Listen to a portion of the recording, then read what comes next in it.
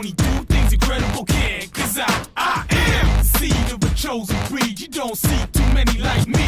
Cause I am one of the reasons you do what you do. When you wanna be me instead of you. Cause I am still on beat, showing love to the streets. Come on, you know me, cause that's who I am.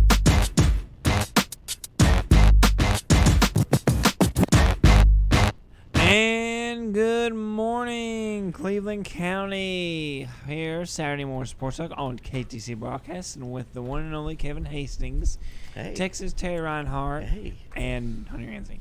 Anyways, and as always, and Lincoln County and Gaston County and Catawba County. Yeah, everybody that we broadcast to. I just said Cleveland County because I didn't have anything else to go with. So, and of course, always. Oh my God. JP on the board as usual. So. Terry, you get what you pay for. That's just one of the rules in life. Pretty much. Ladies and gentlemen, John Prather on the board. Good morning, JP. When you pay with biscuits, Terry, you get what you get, right? I guess. Now, speaking of biscuits, I didn't have a biscuit this morning. Me either. Will's coming in. He's supposed to have a big old thick meat biscuit, and I had a sunrise sampler. I'm halfway through it. Sausage, egg, some onions, peppers. Fantastic. I think there's some cheese on there. Yeah. There is. I'm a little bit through it, and I'm doing pretty good right now. I'm a little fantastic. Had to go get me a little water here to cool it off. We're eating breakfast in Mitchum's Kitchen. 704-276-1155. Dine in and carry out today up on 27 and 274 on the up at the corner near Terry. Stop by and Terry will tell you a story on his porch if you want to have a biscuit with him, right, Terry? That's right. It's not far up the road, that's for sure. Terry loves Less telling than a minute. stories. Well, back in my day. Yeah. Listen to these people. You know, I'm gonna say something. Will's not even here. What is the problem? This generation of group that is coming up, do y'all know what time is?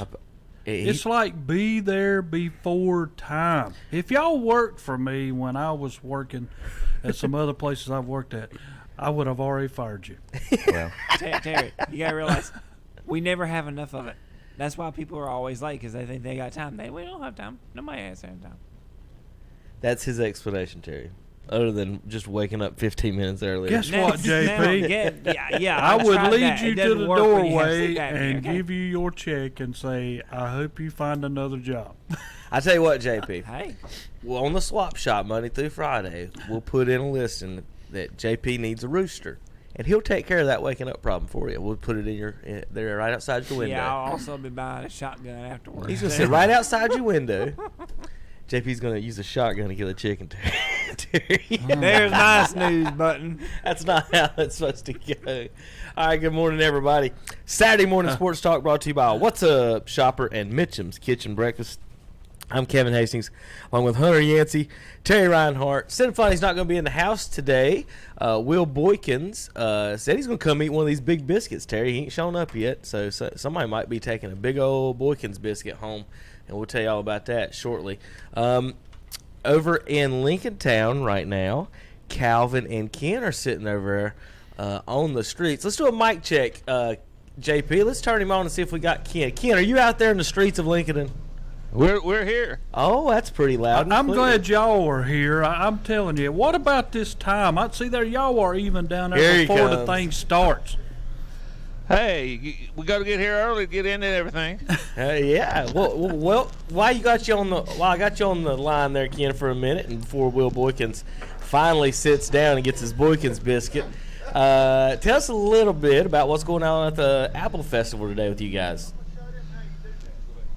Well, we got set up here, and all the food vendors got the good smelling food out here, and people will be coming in here in just a little bit. It's sort of cool, but no rain right now, so everything's good. Well, Ken, if you see any football players or coaches or fans that want to jump on the radio with you, why don't you guys flag them down while we got the show going on, and we'll talk to some people on the streets and ask them some questions. I'm sure with all the Lincoln County football fans out there, you'll find somebody out there that might want to give a go Knights or go Wolves or somebody else like that. How about the Rebels' big win last night in East Lincoln as well? Yeah, we'll find a few folks here, and hopefully the rivalries, we can keep the fights and fusses down. Hey, do want to mention right quick our booth. We're located south end of the Court Square in the old Bank of America parking lot. And one of the folks come by. We got some good giveaways today. Free rounds of golf over to Lincoln and Country Club, and also giving away a couple of free rounds up at a Westport Golf Course. We got some Renaissance Festival tickets, $20 meal certificate at Firestone Grill in Gastonia, tickets to the Southern Christmas Show, giving away some Boss T-shirts. And one of the vendors brought something by. Ken, you want to tell them about that?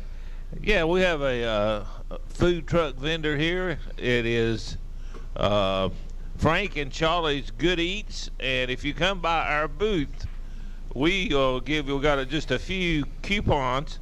Come by here and you may get a coupon for one free funnel cake from Frank and Charlie's Good Eats. Ooh-wee. Come by our booth, get a free funnel cake. Now, these will be gone. You know, Wheels will leave him. They'll get gone quick. He got here, now he's on his way. I'm on my way. Will just pulled in to get his Boykins biscuit. He said he's coming for the free funnel cake right now. He just checked in with us.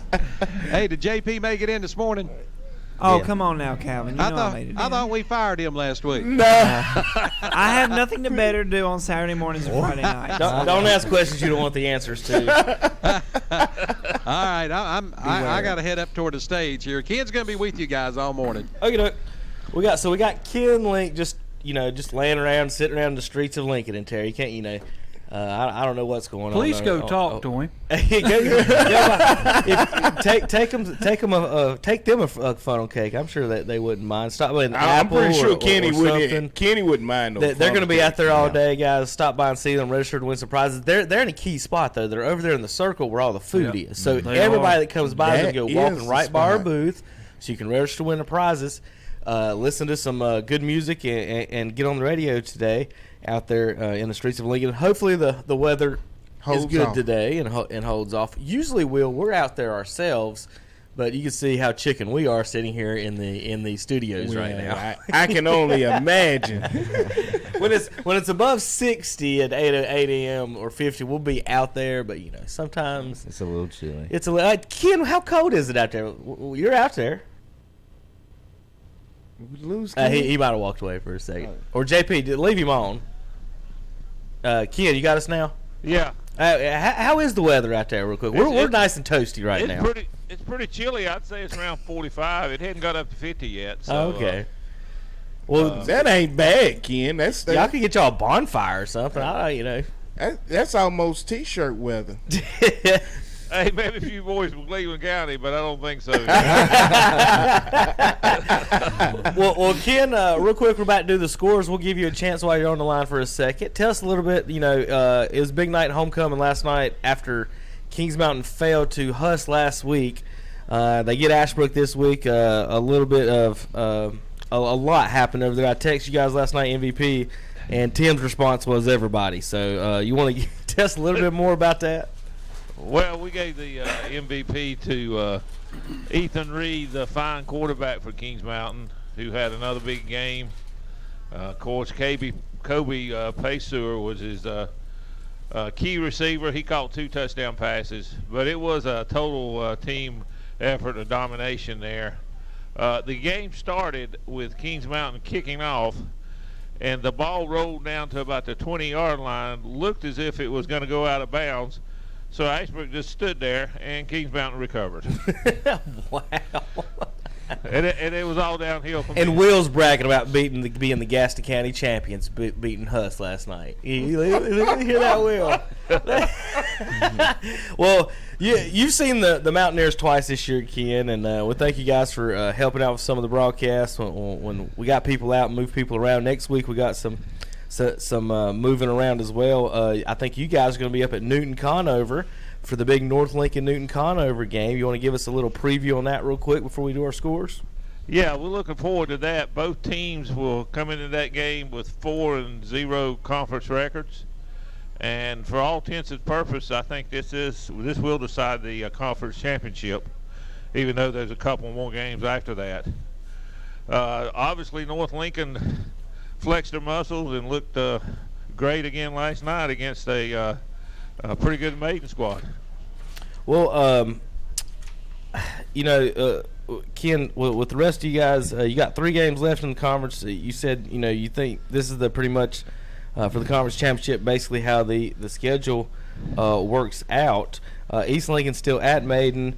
West Lincoln and Newton, they've got some tough games coming up for them as well after losing to North Lincoln their only time. Can East Lincoln run the table and make a claim at the county championship or the conference championship as well? Well, most of those teams are going to have 2 losses, so it's possible that North Lincoln's going to have to stub their toe. Yep. And after the Newton Conover game next week, their last 2 games are Bandy's and Lincoln. So if they win next week, they're in great shape. Hunter wants to know what you're saying about Bandy's. they only got beat for 23 touchdowns last night, Ken. He don't understand what you're saying about but the Knights. We saw them the first game this year when they lost against a Parkwood team, a bigger school down there in Monroe. It lost in overtime. They could be undefeated right now, and they just barely lost that one. Their offense hadn't opened up as much as it has since then. But, like you said, add Newton Conover next week on WLON. We'll probably have that game live on the YouTube, folks. So we're going to try to have that game up there at Newton. Those folks up there treat us well up there and say, come on, and we're going to come do the games up there, okay? So, Ken, we're going to give the scores now. Terry, why don't you give last night's our broadcast scores here, because since you're closest to the boards, and we'll let Hunter do the rest of them since he wasn't here last night. Okay, it was the Crest Chargers defeating Hunter Huss 36-29. West Lincoln Rebels 54, Lincoln and Wolves 14, Kings Mountain 56, Ashbrook 0. Shelby defeats Burns 26-13, and Union Academy over Cherryville 35-7. It was Bunker Hill on top of East Burke 37-14. Bessemer City on top of Pine Lake Prep 44-0. Forest View 47, Catawba Ridge 30, Mountain Island Charter 44, Community School of Davidson 7, North Gaston 9, Stuart Kramer 21, Thomas Jefferson 53, Highland Tech 6, East Rutherford falls to South Point 42-14, North Lincoln 42, Maiden 0, Chase 61, East Gaston 19, Newton Conover 50, Lake Norman Charter 7, East Lincoln 23, Bandy's 0. Fred T. Ford falls to West Caldwell, giving West Caldwell their first win of the season, 14-13. West Iredell 25, Patton 8, High Brighton 56, Drawn 0. Alexander Central no trouble at all, 63-0 over McDowell. Watauga 67-14 over St. Stephen's, and Freedom 52-34. But the last time I heard a score last night of that game while I was doing the West Lincoln game, South Caldwell at one point was leading. They were at one time. Y'all had a big discussion on the pregame about that game. I think, but y'all didn't know who would win that game. I think we had a couple different picks in that game. Yeah, I had South Caldwell. I thought that they would be able to win that game. You were the one that said that, and I think me and Shannon both said Shannon South say Caldwell. it as well. I was kind of listening in and out as getting set up at the stadiums yesterday. Couple of other little news and notes on that. Hunter, I mentioned him last night. Terry sent him a little quick text. I told Terry last night before the show, Hunter, maybe at the end, that everyone needs to owe us an apology on this Newton Conover team who's about to be 4-0 and face North Lincoln for the conference championship. Basically, I agree. We saw them we saw them get stomped by Kings Mountain, and we came out with good feelings about them. Yeah, only because how good Kings Mountain is. And we thought their offense could move the ball on some of these 2A teams once they got into the 2A brackets. These Kings Mountain Crest defenses, these big 3A, the Huss defenses, tough to move the ball on. Sometimes in the 2A you get a matchup. Kewan Pryor, he can get swallowed up sometimes in a big defense. But if you get the wrong matchup out on in 2A defense with lesser numbers, Terry, tough to round up guys like that. And once they've got Newton Conover, we thought they had the athletes to maybe to do this. Now that sets up the game with North Lincoln. We saw Newton against Burns earlier this season. Had it on KTC broadcast. You can go back and watch all our games, like I said, on YouTube, and watch all our broadcasts on YouTube on Saturday morning. So that's the thing, Will. People say, well, I didn't get to see your show. I didn't wake up, or I'm working. I'm doing something on Saturday. Tell them, hey, go to KTC YouTube page, watch the replay, and watch all our genius picks, right? Genius. All the genius picks. Lord mercy. Genius pitch. Genius Yeah, I picks. mean, I think Genius. Cinefani said one time Yeah, that it's just a mad scientist lab. I think Cinefani said one time that Carolina was going to win by at least 4 touchdowns over App State. But we got a caller on the line. JP, what we got? Well, it's the one and only Coach Pruitt. Oh, Coach Pruitt's on the phone. Coach Pruitt, Cherryville Ironman last night fall 35-7 on the road. That's a tough little road game there. We've got a open week this week, and then the Ironman face Pine Lake Prep and the Yellow Jackets. Good morning, Coach. Morning, Kevin. How you doing? Good. Eating some Mitchum's Kitchen breakfast. I do want to mention, Coach, if you ever want to come by here first thing in the morning hungry, tell us before, you send us a text or something. I'll get Terry to pick you up at Mitchum's Kitchen breakfast if you're coming through when you're moving around, too. We're just feeding our faces right now is what we're doing, I really. understand. I'm trying to get back a couple of things for some parents and get the little environment kicked off and hope the rain will hold off, but it don't look like that's going to be the case. We'll see how it works out today. Well, tell us a little bit about last night's ball game down in at Union Academy. Another conference game, and you guys got 2 left with the late bye this week. We had the late bye. It was ironic. Yesterday in our devotional, John's talking about the Sabbath, the day of rest. So we do get a few days of rest here. And, the weekend's a little different when you're not preparing for a true game. But we need to go back and really analyze ourselves and the things that we are being consistent with, and then the things that we're not being consistent with. Right now we're making too many mistakes to win football games against good competition. So we just got to go back to looking at what we do and what we can do best to put the kids in the best position to be successful.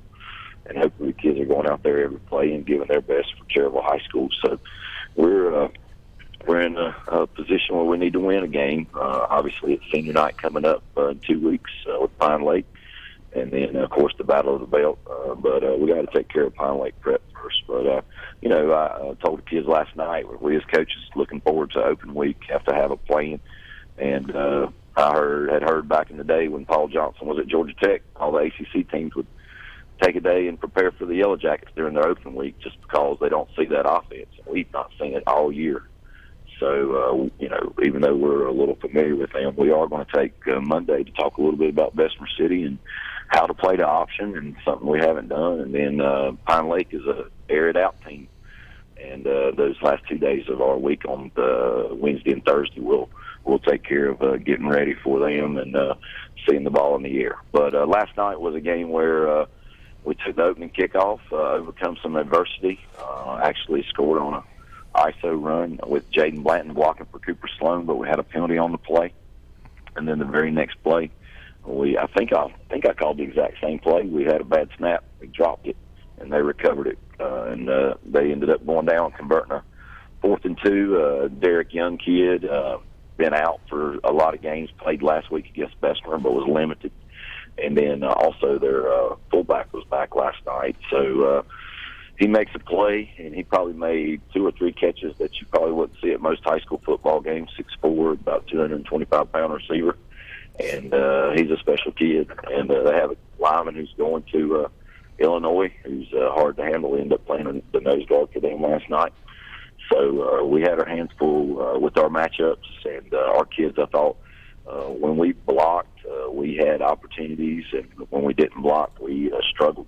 So we got to find a way to keep the ball from the opponent. And then defensively, tackle in space. They have a really good running back. He's a junior. He broke a couple runs on us, and our pursuit angles weren't great. But just like last week with Elijah Burris, we missed a tackle in the hole.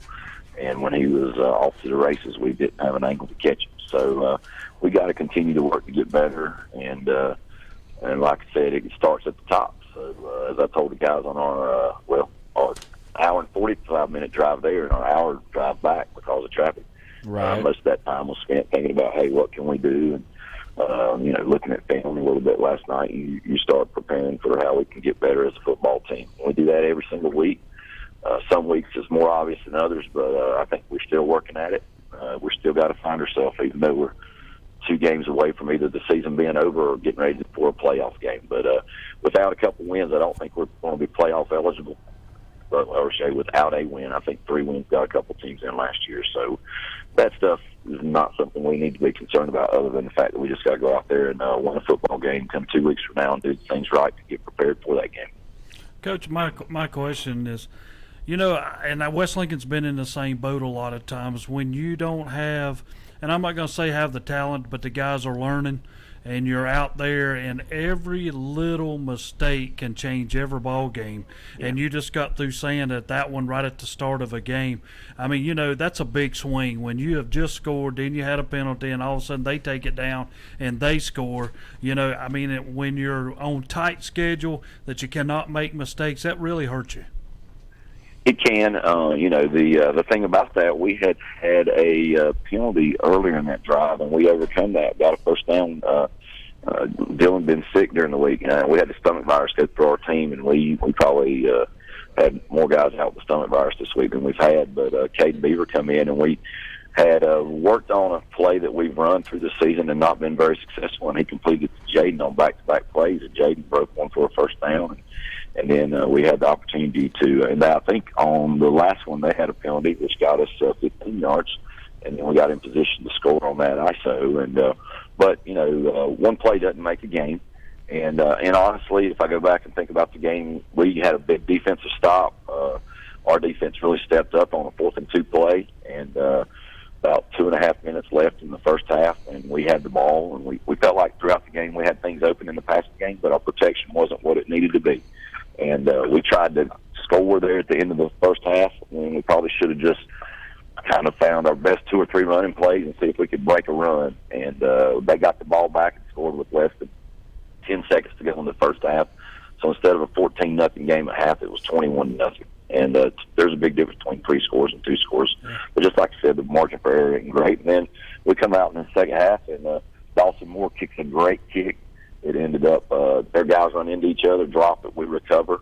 But then on the very first play, I'd say we threw an interception on a pass that we run a lot, and their guy made a good play, but I don't think Dylan saw him in the comeback area, and thus they got the ball right back, and the next thing you know, we're down 4 scores. So we had opportunities, and we got to take advantage of those opportunities when they come, and we just got to keep working at it. We're a young group, and we got a small group of seniors that are, I think, doing their best to try to get better each week. We want them to. That's their goal, and that's something we tried to challenge them with a couple weeks ago. So we've got 2 opportunities left on the schedule, and both of them are important games, and I think our kids will be prepared, I hope. All right, Coach, one last thing. Tell us about what you're doing with the Little Ironman. Well, Little Ironman at home today. I was hoping the rain. You know, the sad thing is the way they stack his schedule. You got the second game. If it rains, then it might rain you out, but other teams get to play on your field. So that's discouraging. But hopefully the rains will hold off, and hopefully we'll get as many games in as we can. And then today also, I think they're doing a little benefit for Teresa Henley. Last week I talked about us doing pink out, and of course we wore our pink socks last night. I didn't realize it until I saw in the paper that Teresa Henley was at her football game last Friday night, 4th quarter, and I talked to AJ. I didn't realize it until I saw the paper this week. Brooke was the fan of the week, and there was Teresa right beside of her, and just a blessing to know that she was there, and I wish I could have got to speak to her. I think about her a lot, and I need to go by and see her, to be quite honest with you. But we wanted to make sure we honored her last week and for her to be there, but we'll not have those pink socks back out this year, but we'll get ready for our last 2 games. And today they're having a benefit. That's where I was going with that. Having a benefit for her at the Little League fields. They're doing a wiffle ball tournament. Right. And one of the girls at school said, Coach, you on the team? And I was like, honestly, I hadn't even thought about it, and I didn't know about it. And I said, yeah, I'll be on the team. So me and Landry's going to go play a little wiffle ball, and then hopefully get ready for a little Ironman game. So we'll see how our day progresses. All right, Coach. Well, you have a good weekend, and hopefully the weather stays off. And y'all got to toughen up them kids. I remember winning a Cherryville Little League Ironman Pop Warner Bowl game 2-0 in the snow in Raleigh. So we got to toughen up these football players. I hate to say the decisions that we make about games are more based upon the field and the field conditions more than anything. Oh, I got you. I got you. Hey, if it's up to me, I don't think there are too many games I canceled in my time as a football coach. But sometimes we have to do what's best for the facilities at Cherryville High School. All right, Coach. Have a good weekend. Appreciate it. Thank you. Thank you. Hey, I just realized why you've never coached football before. What? Because you didn't know that the rain changes the field and you don't want the kids to get hurt. Well, no, Like, that thing. Oh, was he talking about hurt or just mess up the field? You don't Was want talking the about just messing kids to get hurt. I get it. Who cares They about don't run the field? fast enough to. Shoot, yeah, they do. You ain't never been to a Listen, Little League The game. Cherryville Pop Warner. Have you played Little League Yes. since? Have you been to a Little League game since you played Little League? Little League baseball or foot? We talking about Pop Warner Pop football. Warner. No. No. Hey, we had some stout teams. Those Cherryville He teams. hasn't been, but he's taken The- part in the underground Listen. Florida betting that they do. Listen, on so back then, yes. back then there was the Bessemer team kind of went and came. So some of those kids, a lot of them ended up just playing at Cherryville a lot. So we had some pretty good teams with all that talent. The Bessemer, basically, people always want to know what would happen if Bessemer and Cherryville was combined. I was kind of like it got funneled in there the few years when I was playing, and we had. Once I got to high school, like all of us played together or against each other at some point, either junior high or Pop Warner. So it's kind of, I guess, like a Cleveland County Shelby Crest thing over there with that. Terry, I got one question before we go to break and do the scores. When these charter schools started, they started putting them like Highland Tech in the conferences to give them teams to play and to have somewhere to go into competition. Now we look at this conference. You've got Bessemer and Cherryville public schools. Highland Tech is a magnet inside the county. And then you've got Charter Jefferson, Charter Davidson, Charter Island, Charter Union, Charter Pine Lake. So it's flipped completely around. Do we need we always keep saying we need a charter division, period, kind of something to that nature. But how do you get Cherryville and Bessemer into competitive conferences and then they be fair play as well to where you have the same resources and advantages there? The only problem you'd ever run into was how much distance do they want to travel. Right. That's always the concern. I mean, they could go to the mountains and be in Right. a conference up there, but I don't know whether Cherryville and Bessemer City would want that. Or, Pine Lake, like you said, that's an hour and 45. No. I mean, Union last night, that's an hour and 45-minute drive to play a charter school. That's there, and like you said, it's 45 coming back. Me and Hunter's made that trip a couple times, hadn't we? He's exactly right. It's an hour and a half there, 45 back. minutes back. Mountain Island Charter, Community School Davidson, that's a ride. Thomas Jefferson's still a ride from here. It's about 45 minutes from Cherryville, maybe. And if you're an AD, you got to think about money. I mean, this is Right, what's got to too. bring stuff in. And Well, the game and my thing, the other sports that really don't matter, but this is a football question more than anything, because you compete in basketball and baseball. It's tough against the charters in basketball, so they start bringing in, like Winston-Salem Prep does, and competing on that level.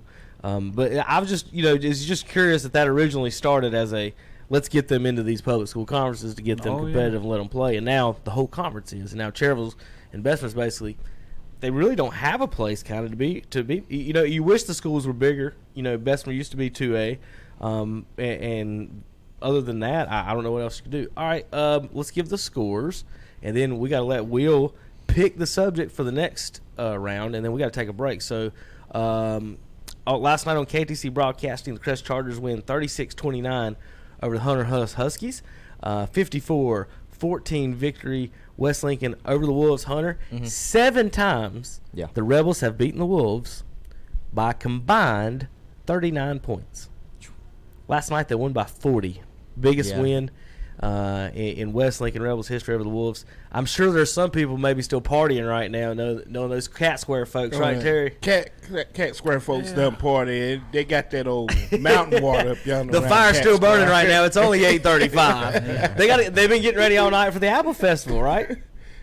oh yeah, they will be up there too. 56-0 Mountaineers win over the Green Wave. Union Academy 35-7 over Cherryville Ironman, and Shelby Golden Lions win 26-13 over the Bulldogs. All right, Hunter, one more time. Bessemer City on top of Pine Lake Prep, 44-0. Real quick, he did make a mention on the Pine Lake spreads them out and throws it around, and Bessemer on the option. They got to prepare for that. It's kind of weird, this little section we live in. Still, there's a lot of teams that still run that option like that. Mm-hmm. The South Points, the North Gassens, the Bessemers. And then also the Pine Lake Prep. They didn't spread nothing around last night, boys. They got a big goose egg. I just wanted to say that. Go ahead. Bunker Hill 37, East Burke 14. Forest View on top of Catawba Ridge 47-30. Mountain Island Charter 44. Community School of Davidson 7. Stuart Kramer pulls out the victory on North Gaston 21-9. Thomas Jefferson looked like they had their hands full 53-6 against Highland Tech. East Lincoln 23, Bandy's Goose Egg. South Point 42, East Rutherford 14. Thank you, Will. Thank you. North Lincoln 42, Maiden 0. I can get behind that one. That's amazing to me. I can get behind that. North Lincoln back-to-back weeks you have beat East Lincoln 52-7 and 42-0 over Maiden. That's very impressive. Both of those are very, very good teams. That's what I'm saying. Yeah. Very 5 years ago, if somebody told you that was going to happen in 5 years, Terry, what would you have said? I would have said no. I mean, you know. With Surratts and Farleys running around out Yeah. there. It's and amazing. Hey, guys, in 5 years, North Lincoln's going to win 90-something-6. Think about how everybody would have called you crazy, and they might be thinking you're out there drinking on the streets of Lincoln with Ken this morning if you have said that 90-something. What do you think, Ken? You still out there? I'm here. So would you have lost a bet on that? Somebody would have bet you that North Lincoln would outscore East and Maiden 90-something-6 or 14, whatever it was, in 2 weeks. Well, that's pretty impressive. I've seen North Lincoln play several times this year.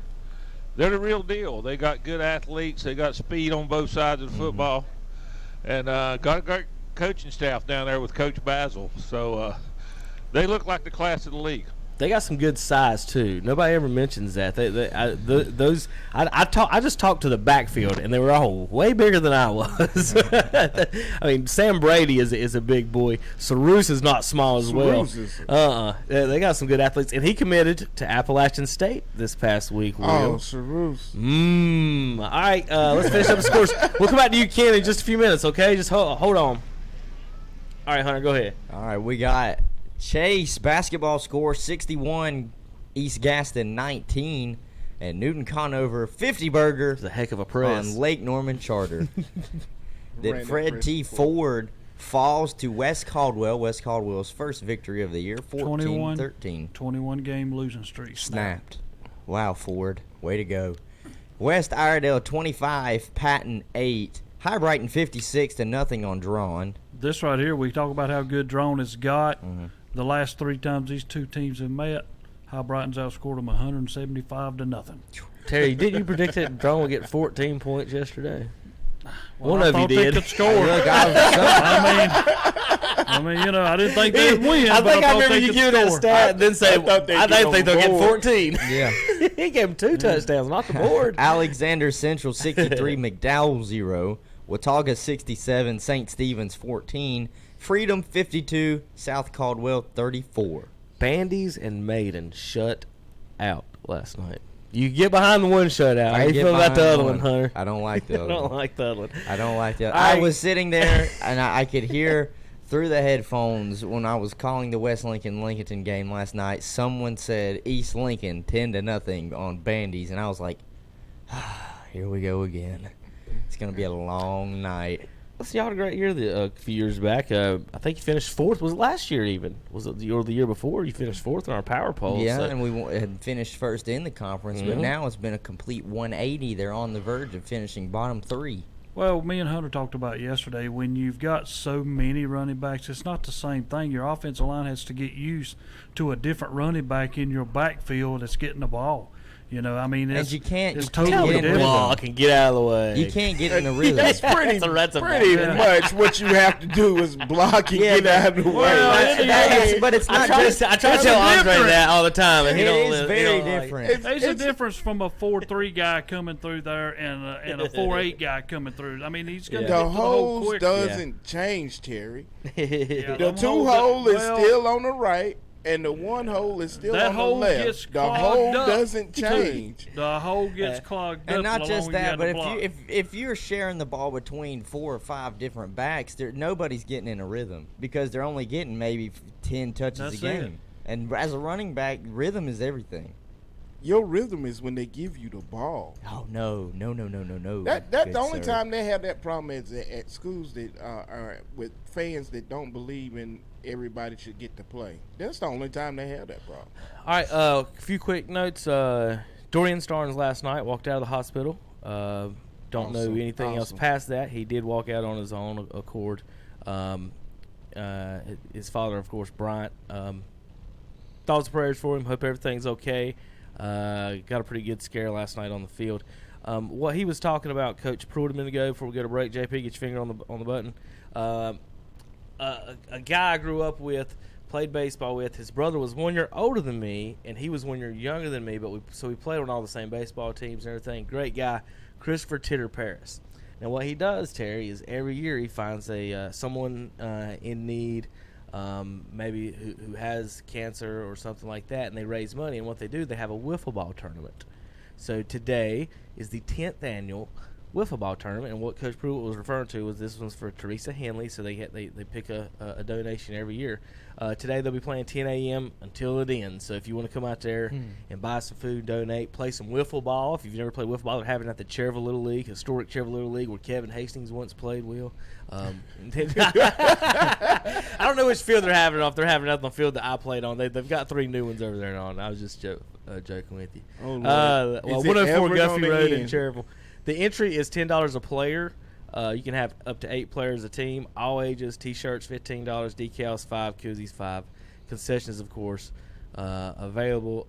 Titter Paris, of course, is getting it organized in those folks. Travis Walls, Jennifer Kaiser, Haley Aker, and the group. So that's what they're doing today over in Cherryville. Real quick, I think that's about it on our high school. Any other news and notes, Terry, on that? Headed into next week. Next week's games, real quick. On our schedule, we've got Burns at East Gaston, Crest at North Gaston, North Lincoln at Newton Conover, and maybe West Lincoln at Bandy's, Terry. Yeah, the biggest thing there, you just have to, Newton must beat North Lincoln for anybody else to have a chance, because some people have not played them, and if Right. North would lose. If North wins, they pretty much hands down Wrap going to it up. run it, All right, guys. We're going to take a break. We'll be back in a minute. Wait, Oh, Will's got to decide. I didn't ask Will if he will. Oh, we'll get back to Will in a second. Hold He's got a on whole break minute. to decide what we're doing. We'll go over it, whatever we decide in a minute. What you want, Will? Well, You've let's had go ahead. 44 minutes. Thank you, Hunter. I appreciate That's what I'm you. saying. Hunter, I remember listen, Will. watch this, Terry. So what you can do is you can hit. I got 2 buttons in front of me. I can shut Will and Hunter up. Go ahead, Will. No, go to break. I just messing with you. No, what you want to say? No, I was Left-handed. saying, Terry, that South Fort 2A, Yes, sir. talk a whole lot about it Wednesday, Yes, sir. but it's turning out to be, it's coming down to the wire for playoff seating, not for championship, but for playoff seating. 6 of Something the that- 8 teams yeah. in it have winning records. Yeah. All right, JP. Since he said that, I'll bring it up. We'll waste another minute real quick before a 45-minute break here. I've got some projections before last night. Looking in the 1A, Mountain Island Charter's in, Bessemer City's in, Community School Davidson's in, Thomas Jefferson Union Academy. All that could have changed. A lot of losses across that board. They had Maiden on the road at Brevard last night before that game. West Lincoln was on the road at Salisbury. Bandy's was on the road at Newton Conover. They had North Lincoln hosting Wilkes Central. South Point on the road at Ashe County. Burns hosting RS Central. Pisgah hosting East Lincoln. And Shelby hosting Forbush in the 2A. Kings Mountain hosting Monroe in the first round. Forest View at West Henderson. And Huss hosting Freedom. But since Huss got beat last night, those will probably flip. And then Kings Mountain might be hosting Freedom, depending on what Crest does. Crest was at the 10 after their win. They're going to probably move up. So Huss, Kings Mountain, and Crest is going to be crazy about the seeding from that. All right, guys. Anything else? Take a break. I'm not All right, saying we're anything. going to take a break, JP. Let's take a break on KTCBroadcasting.com. Country Gold with Terry Clark. I'm Terry Clark, inviting you to join me for Country Gold, where we play your favorites from the 80s and 90s. My guest this week will be Billy Ray Cyrus. We were label mates and toured together in the 90s. Last month, we actually sang his hit song, Achy Breaky Heart, at the Canadian Country Music Awards. That's Billy Ray Cyrus with me on Country Gold with Terry Clark. Country Go with Terry Clark, Thursday afternoons at 1 o'clock on Carolina Country WCSL, 92.3 FM and 1590 AM, and online at kdcbroadcasting.com.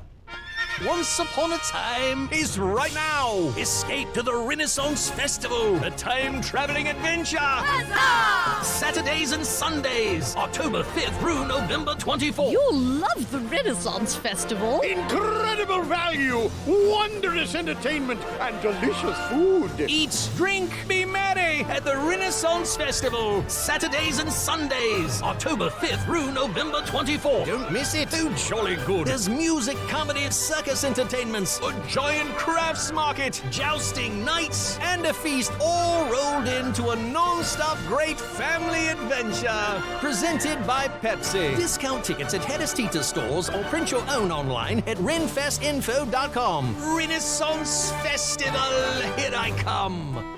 Visit Lake Norman for amazing adventures, award-winning dining, and lots of outdoor fun. Visit Lake Norman, the lakeside of Charlotte. Cakes and cookies, toys and gifts, Christmas at your fingertips. It's the shopping event of the season, the Southern Christmas Show, November 14th through 24th at the Park Expo and Conference Center. Explore a woodland Christmas with forest-inspired decorations for the merriest time of year, and shop hundreds of booths to find one-of-a-kind gifts for everyone on your list. Buy tickets online and save at southernchristmasshow.com. Let's go to the Southern Christmas Show. It's Trick or Treat, Saturday, October 26th at Renato Auto Mall in Shelby, and that's no bull. Come out for their Trick or Treat sale. Don't be tricked by other dealers. Make your car buying a treat at Renato Auto Mall. And when you come to Renato Auto Mall in your Halloween outfit, you'll have a chance to win $100. Wear a mask and get 1 entry. Wear a full Halloween costume and get 3 entries. Someone will win $100. Plus, they'll also be there broadcasting live with special treats. Trick or Treat, Saturday, October 26th at Renato Auto Mall, 4423 East Dixon Boulevard, Shelby. Duke football plays here. Fires, what a catch! Lost the football, came out at the end, picked up by Duke. Catch the excitement of Blue Devil football all season long. Let's count it out, 10-5, touchdown! Here comes pressure, he's sacked, cuts to the middle, and he will score! And the Blue Devils win it! On your home for Duke football. Duke, North Carolina, and Clemson football on the Boss in Carolina Country. WHS, WCSL, and WLON. Online at kdcbroadcasting.com. Join us every Sunday at 11 a.m. for our Sunday morning worship services. On WCSL 1590 AM and 92.3 FM, it's the Sunday morning service of First Baptist Church in Cherryville. On WLON 1050 AM and 107.5 FM, it's the Sunday service of the Covenant Bible Church in Lincoln. And on WOHS 1390 AM and 101.5 FM, it's the Sunday service of the Calvary Baptist Church of Shelby. Join us each and every Sunday morning for our Sunday morning worship services on the Boss and Carolina Country. Straps Jewelers in downtown Lincoln has been your hometown jeweler since 1952. Their customers keep coming back time and time again, generation after generation. You'll find a large selection of fine quality jewelry for any budget and for most any occasion. And they feature in-house jewelry repair, and layaways are welcome. So start your tradition today with a visit to Straps Jewelers, 315 East Main Street in downtown Lincoln. Online at strapsjewelers.com and like them on Facebook too. It's Trick or Treat, Saturday, October 26th at Renato Auto Mall in Shelby, and that's no bull. Come out for their Trick or Treat sale. Don't be tricked by other dealers. Make your car buying a treat at Renato Auto Mall. And when you come to Renato Auto Mall in your Halloween outfit, you'll have a chance to win $100. Wear a mask and get 1 entry. Wear a full Halloween costume and get 3 entries. Someone will win $100. Plus, they'll also be there broadcasting live with special treats. Trick or Treat, Saturday, October 26th at Renato Auto Mall, 4423 East Dixon Boulevard, Shelby.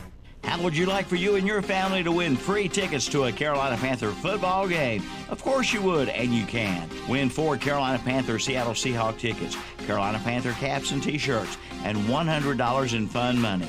Register today with no obligation to buy at Ronaldo Honda on East Dixon Boulevard in Shelby, at the Chop Shop Dog Salon on King Street in Kings Mountain, at Pro Wellness Chiropractic Center on North Aspen Street in Lincoln, at Oakey's Tire and Recapping on West Warren Street in Shelby, at Hillbilly's Barbecue and Steaks off I-85 in Lowell, at Markdown Liquidators in the Town and Country Shopping Center in Lincoln, and at Shelby Hardware on South Lafayette Street in Shelby.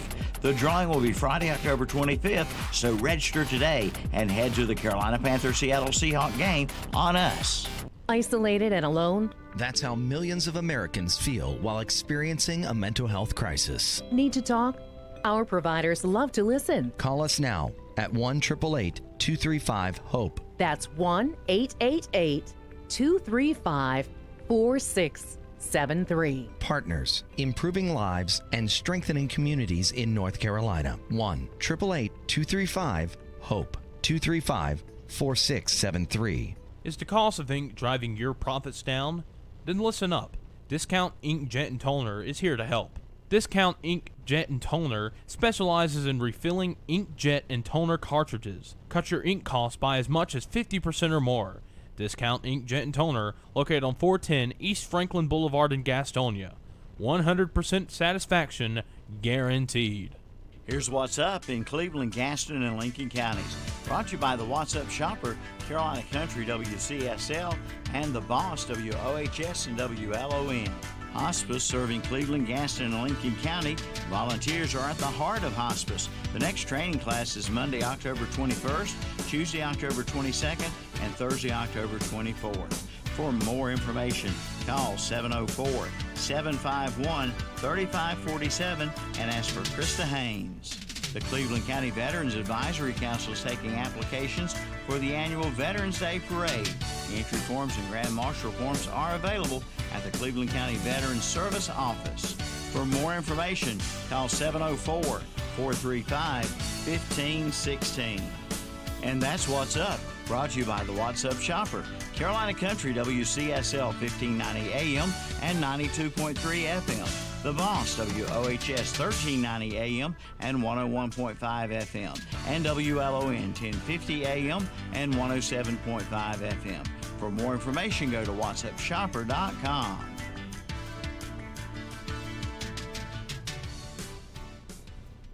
And we're back on Saturday More Sports Talk, and the guys are, y'all on? Oh, yeah. We're good. We're going to start with Hunter. Yeah. We got Tim on the phone? Yeah. All right, Tim, you there? Hopefully. Hey, listen, hold on, Tim, hold on before you go. Hunter's got something to say after the last 3 let weeks him of say NFL. it, Tim. Just let him say it. Well, I got one thing to say. Man, that Super Bowl talk for Cowboys fans sure did get real quiet after the Jets, Jets. 3 straight losses in Big D. Tim, you on the phone? Maybe not. JP, you got him on the phone? Yeah, Tim, he's on. Tim. he might not be. Tim, if you can, if you just start talking, and JP will figure it out if you can hear us. I think I scared him off. Just take it off right there, JP. It's messing with our audio. All right, you got him off there. All right. Well, we'll send it over to Terry for that comment. Terry, you want to respond to Hunter's comment? I'm not even going to listen to a Redskin fan. Terry, I have sat here. This is the thing that I mean, they barely survived Dude, let beating me tell you Miami. something. That makes me a true fan because I've sat here from the beginning and say Washington's terrible, and see, it makes the truth terrible. That's a Charles Barkley terrible because they are terrible. And it takes a real fan to be able to say that we don't have a shot at the Super Bowl. So I would like for Cowboys fans to stop being delusional every year when the season starts. That's just like this thing that Kevin's throwing up here, and it says number 10. That is the biggest joke that I've ever seen. The official NFL standings. Philadelphia, the Cowboys are does in 10th not place. get it over us because of divisional record. Dallas gets in, they're Well, out. This is the official They're standings, foreshadowing Terry. to your loss tomorrow. It says Eagles wins the tiebreaker over Dallas based on best win percentage in common games. That's the tiebreaker. What at this the point. crap is common games? Well, Those Terry, are some I'm pretty telling common you, words. they're Terry. foreshadowing to the loss that you're going to take. No, you don't do that. You go divisional. That's they're the next thing in foreshadowing line. that That's the official Philadelphia- NFL. That's wrong. It's foreshadowing that Philadelphia is going to beat Dallas. Cowboys are in 10th place right now in the There's NFC no way. standings. Oh, Lord Jesus. San Francisco right now has the 1 seed. Will, the reason he's going in late to work is he wanted to tell us about the 2 seed, the Green Bay Packers this morning, who He's wins wearing the his Packers tiebreaker hat. over New Orleans, best on base, win percentage in conference games. Go ahead, Will. Conference games. Well, I'll be darned. Terry, there's a line of tiebreakers. Go ahead, Will. Tell us about, are your Packers good enough to make a Super Bowl run this year? If we stay healthy, we keep and consistently start running the ball more. The only Is Aaron reason Rodgers why going to be up for that? only reason why we have one loss is because we didn't give Aaron Jones the ball in the red zone against the Eagles. We gave him the ball against the Eagles. We're still undefeated. We're like San Francisco. Well, and let me back that New up. England. You also have one loss because your defense gave up 34 points. You could have won 27 to nothing in that game. That is the same. We used to our defense not stopping people. We're Yeah. used to that. Yeah. They had one bad game. Well, let me put it this way. Let's see. You hold the Bears to 3, you win. You hold the Vikings to 16, you win. You hold the Broncos to 16, you win. You hold the Cowboys to 24, you win. And you hold the Lions to 22, and you win. I'm not Any gonna team comment you've on held that Green 24 Bay and Lions under, game. you've won. Make your comment, sir. And Terry, that's been our magic number for years is 24 points. NFL average is 24 points. That's right. So You want when me the to- Packers score more than 24, you have- guys win. I have said this past I mean, when you week, give up less than 24, you win. and you're a Green Bay man. Yeah. I talked to another Green Bay man, Yeah. and he said the 2 calls were bogus against That's that what guy. I was going to talk about. And he said, really, Detroit should have beat you. But no. No. No, I'm not going to. Yeah, he did say that. Well, No, I'm okay. saying he said that they might have should have not have got them calls, but that don't mean that Detroit beats us. See, that's what I go with. That is That but don't to mean Detroit me, beats us. on there. the reason Oh. why those calls were so bad though is I'm not going to sit here and say it's Detroit's to win, but it took away an opportunity for Detroit to try and win that game because they had them on the 4th down play right there. They would have kicked the field goal regardless, still been up 23-22. But there's like maybe 2 minutes or a minute and a half left for Detroit to try and string together a drive. So there's no guarantee that Detroit wins on the second blown call. Now both of the calls, of course, were horrible, but I'm not going to sit here and say that Detroit should have won the game, but I think it's unfortunate that they didn't have the opportunity to try and win the game. You know what I'm saying? I would not say that the calls were horrible. What? If you're watching online, Yeah, Hunter about fell out of his chair. Anytime That may be unsafe to sit on. y'all looking for hands to the face being the grab spin of the face mash or something to that. That's not the only hands to the face. The call was made because he was pushing his fist under his chin. That's why the call was made. He was to the side of him. Even though he had him locked here, he was still pushing his fist up into his chin. So Go if back and somebody read hits it. me down around my neck, all I got to do is put my neck back like they struggling me to push me back, and I'm going to get that call because It's they're going acting. to It's throw called it. flopping. Athletes do it all the time, Terry. You I got to sell mean, the call. You got to You sell got it. to sell the call, bro. I don't know what you expected to happen here for me to go against that call. Well, I guarantee the NFL let them know they messed up. Anytime that you put your hand up high on somebody, you know Well, you're getting close to The that. NFL's already told them they messed up. No, the NFL told them they messed up. There was also a meeting this week amongst the 32 owners. Right. There was already a meeting this week amongst the 32 owners to go over to talk about some rule changes that they're looking to make in the future. One of them is I think they're trying to rescind the challenging pass interference call, and another one, which I'd like to get both of your takes on right now, is they call it the sky official. It's the 8th official on the field, and he's watching. It's a camera angle. He's getting it from the sky, and it's like he can overturn a call within a few seconds after it's already happened. The only time that you can judge now is on pass interference, so there's no other judgments on other calls. And I think that needs to be where and how would you put this? Maybe you have a couple more flags that you can throw out if you think a call was bad, because Detroit could have said, look, we're challenging that. That was not the right call. And the reason I say this is on account of in the Jets game and Dallas game, when the touchdown pass was to Witten, even the official that was there said that was the wrong call. The defense pushed him into the other defensive guy that knocked him off, and it should have never been called. You know, I mean, there has to be another flag or something that you can do, maybe only once. You know, Well, you keep it in your pocket with for that, one call. With that, I think it's just one of those facts where I think under 2 minutes you can challenge at least one penalty. At least one. And because you know what I think it's under 2 minutes you under can't 2 challenge. minutes, you can't challenge. That's what I'm saying. You can't challenge a play. No, that's a play. I- But But I'm most saying of the a time penalty. they I'm saying review you the can plays anyway. change. I'm saying under 2 minutes you get one challenge on a penalty, because that's the most crucial moment of a close game. Now, if it's a blowout, there's no sense in them throwing to try and get a play overturned because they didn't agree with the call. Doesn't college have the eye in the sky? Ain't that what they do? They're just they send it up top every score. There's no everything's coaching there's no coaching coaching challenge. challenge. No, everything's So why reviewed up can't top. why the NFL's got more money and more capability? Well, that's what I don't understand. I don't. That's why I You don't was even asking need a y'all. good challenge. Say y'all that think- again. They've got way more money and way more capability. They should be able to. Didn't do who? Than college. They do. The NFL. Per school, definitely. You saying per school? Right. That's what I'm saying. NCAA is right. way, I'm saying way, what I'm way saying, the bigger. Appalachian State and ESPN 7 can't come out there and do the same production that every NFL game can with the extra camera angles, the extra money, the I extra get what referees. you're saying. There's a guy in New. They could have 7 people in New. How many games to play at once? I get 10? what you're saying. Yeah. Saying per school. No, this is what I'm also but saying, we're talking too. about NFL as a whole. Right. The NCAA is way bigger than Okay. the NFL. Well, as that's a not whole. okay.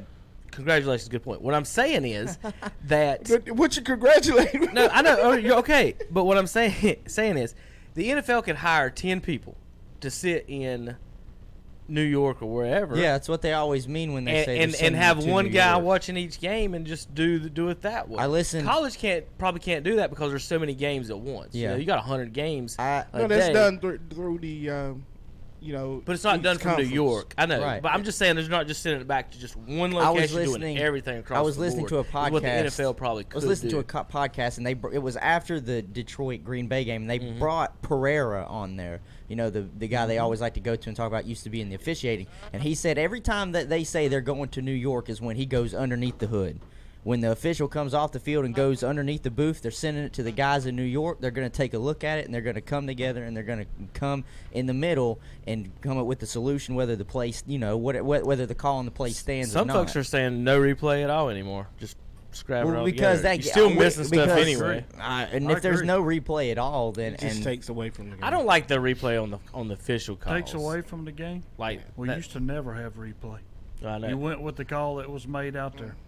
You know, but I think their biggest thing is the gambling and the HD and the Well, replays yeah. on TV, I and, think, and then though, people. I think that's why they keep pushing that. I don't see a problem with the sky official that they're calling it, the 8th official they want to have, just having you got the overhead camera angle or however they want to. The officials want to be full time and include all that. I think Yeah. to do Yeah. that. I think that they even would want. And some of that's that. something that in the coaches meeting that Pereira talked about with the 32 owners, that the 32 owners are probably going to vote in next year is a 8th official. Hey, Ken. Say the time. Hey, hold on, JP. Hey, turn up, Ken. JP, go ahead and turn Ken up a little bit. Sorry, he had you down for a second, Ken. Yeah, go ahead. Ken. Hello? Hey, go Ken. ahead. Hey, guys, I heard you talking about the NFL. Right. That whole replay process is flawed. As long as they're going to let the officials that called the play on the field be the final determining decision about overturning or not, you're never going to have good results. Well, Ken, we're going to actually. I'm bringing you in. I was about to switch subjects and get to you. Now that I got you on here with the Panthers, turn or get out of the way from that speaker somehow, wherever you're at. Or turn it the other way. Calvin can help you with that. Okay, there you go. What I was going to say is, we're going to let's get it popping a little bit now. We talked about your Packers. Will, Yeah. there's a quarterback situation in Carolina now. Ken is a Carolina fan. Now, Ken, I'm going to give you a few stats real quick before we go. All right. Listen, Ken, I'm gonna go ahead and head to work. You handle this for me. I got this please. for Will. Will was going to enjoy this. So, Will, when Tony Romo got hurt, he had won 15 of 19 games. His backup came in and won 3 games, and he never played again. After the NFL referees, screwed him because Dez caught that pass. But 15 of 19, and his backup come in and won 3 games, and he never played again. 200 years later. Cam has lost 8 straight games, right? He's been hurt. His backup has come in and won 5 games with no picks. Tell me why Kyle Allen is now not the starter from now on of the Carolina Panthers. Because if Cam is healthy, he's better than Kyle Allen. Well, if Romo's healthy, he's better than Dak Prescott. Well, that's the Cowboys situation they've got. See, that's why I always want to know, like, every quarterback, every team, Ken, every quarterback situation, it's never the same. No, like, you're right. We'll run the Packers. They'll push Favre out to get Aaron Rodgers in, or we'll just send Romo out on a rookie who's only won 3 games, and it's just weird how. And Eli Manning, we'll let you start 2 games, then we'll put the rookie in, and then the Redskins draft a rookie, and they don't even know if they're going to play him. So like, it's so frustrating as a fan. And you see Miami's down there not even winning a game. Like, well, why ain't Romo playing for them? How much is Jerry paying him under the table? Like, what's going on with these quarterbacks? It's just not consistent, and it's frustrating as a fan. And the Panthers now are stuck in this situation now with exactly what they're going to do with Allen and Cam. And the reason I think they are in a situation, if it was Cam's job, wouldn't Ron Rivera say when they keep saying when Cam's healthy, we'll see. They don't say when Cam's healthy, he's the starter. They keep saying when Cam's healthy, we'll see. So I'm just wondering exactly where they are with that. He's supposed to start practicing. Is it Monday or Tuesday, Ken? This week he's supposed to start practicing? Yeah, but he's going to have a couple weeks of practice. He's going to be rusty. He hadn't thrown the ball. So they're not going to play him against San Francisco, and they may not play him the next game after that. But when they think he's healthy, he'll get his shot to go back in there. Now, if he plays like he's not healthy, he doesn't play well, then you got a real controversy there. That's the way I look at it. Okay, I got a question. Which is better for the team, better for Kyle Allen, and better for Cam Newton? This scenario. If you keep Kyle Allen win and just let him win out until they start losing, then you can bring in Cam. If you bring in Cam and he starts losing, the fans are going to boo that. They've booed him already. If he starts losing, you're going to lose the fans on that point. And then that's going to damage Cam's tradability and his value. So that could be a bad thing if you just stick Cam in right now instead of letting Kyle Allen play it out and see. I'm just saying that there's a lot of little wrinkles to this story on exactly what they can and will do on that. You worried about Cam's tradability. He's on the contract here next year. I know. Well, they could trade him now. But why would they? Here's the thing, though. They could trade Cam if they wanted to get something out of him. No. The next question is, before you go on that, Hunter, the next thing when I was getting at, Ken, if they're going to keep Cam, then you got to do something with Kyle Allen. Yeah. So are you going to trade him? No, you keep Kyle Allen. You're not going to trade him. They got exclusive rights. They can keep him for a couple of years. Wouldn't Kyle Allen just hold out? If he thinks he can play. If he thinks he can play, look, this is quarterback money we're talking about. The agent's going to tell Kyle Allen, I can get you $20 million in Miami. Why are we going to play $1 million as Cam's backup in Carolina? The best thing that, we've seen this happen already. It was the Jimmy Garoppolo deal with New England. Jimmy Garoppolo came in and won a few games and got injured. And what happened? He started hearing that San Francisco and everybody else wants to give him top dollar money because he's starting quarterback caliber. It would be the same deal with Kyle Allen. It would be the same deal with Kyle Allen in Carolina. If so far 5-0, hasn't thrown a pick, it might be a small body of work. Redskins might offer, but I don't care for either one of them. Maybe Will Greer. All 3 of them are going to play for the Redskins. My team's a joke, but that's beside the point. All I'm saying is teams that have a quarterback question mark see a young quarterback who has the capability of playing football at a high level, and he's accurate. He's very accurate with his throws. So it's, to me, both of them have trade ability right now. The question is there someone out there who really wants to trade for Cam, or this is something that Carolina needs, that is possible as well. If Carolina was to cut him, they would save $15 million on cap. Well, it would only cost them $2 million next year. My deal in this whole situation is this: Cam was the one who finally went to him and said, "Look, I'm hurt worse than what I am.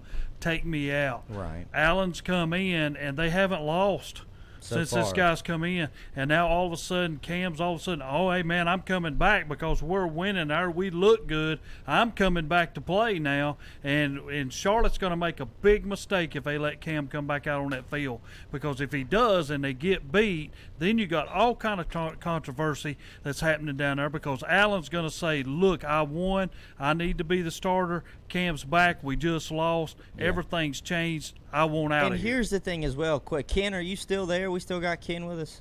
I'm here. I'm listening. Yeah, I can't. And Ken, here's the question that I got as well is, would you much rather, as a Panthers fan, ride the hot hand momentum that you have right now, and if Kyle Allen keeps winning, and the reason I'm going to this question is this: say you take Kyle Allen out after a win and plug Cam in. Cam comes in, loses the game, doesn't look as good as Kyle Allen.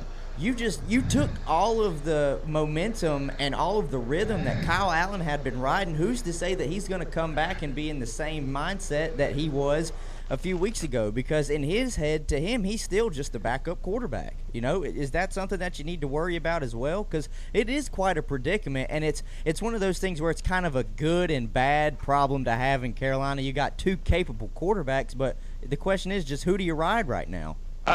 I think you're right about it being a good and bad problem to have two quarterbacks. And what you're saying could happen. But how you going to know if you refuse to play Cam whenever he and the team thinks he is completely healthy? You got to get him back in there. Now, they're winning under Allen, but defense got a little bit to do with that. I mean, they lead the league in sacks.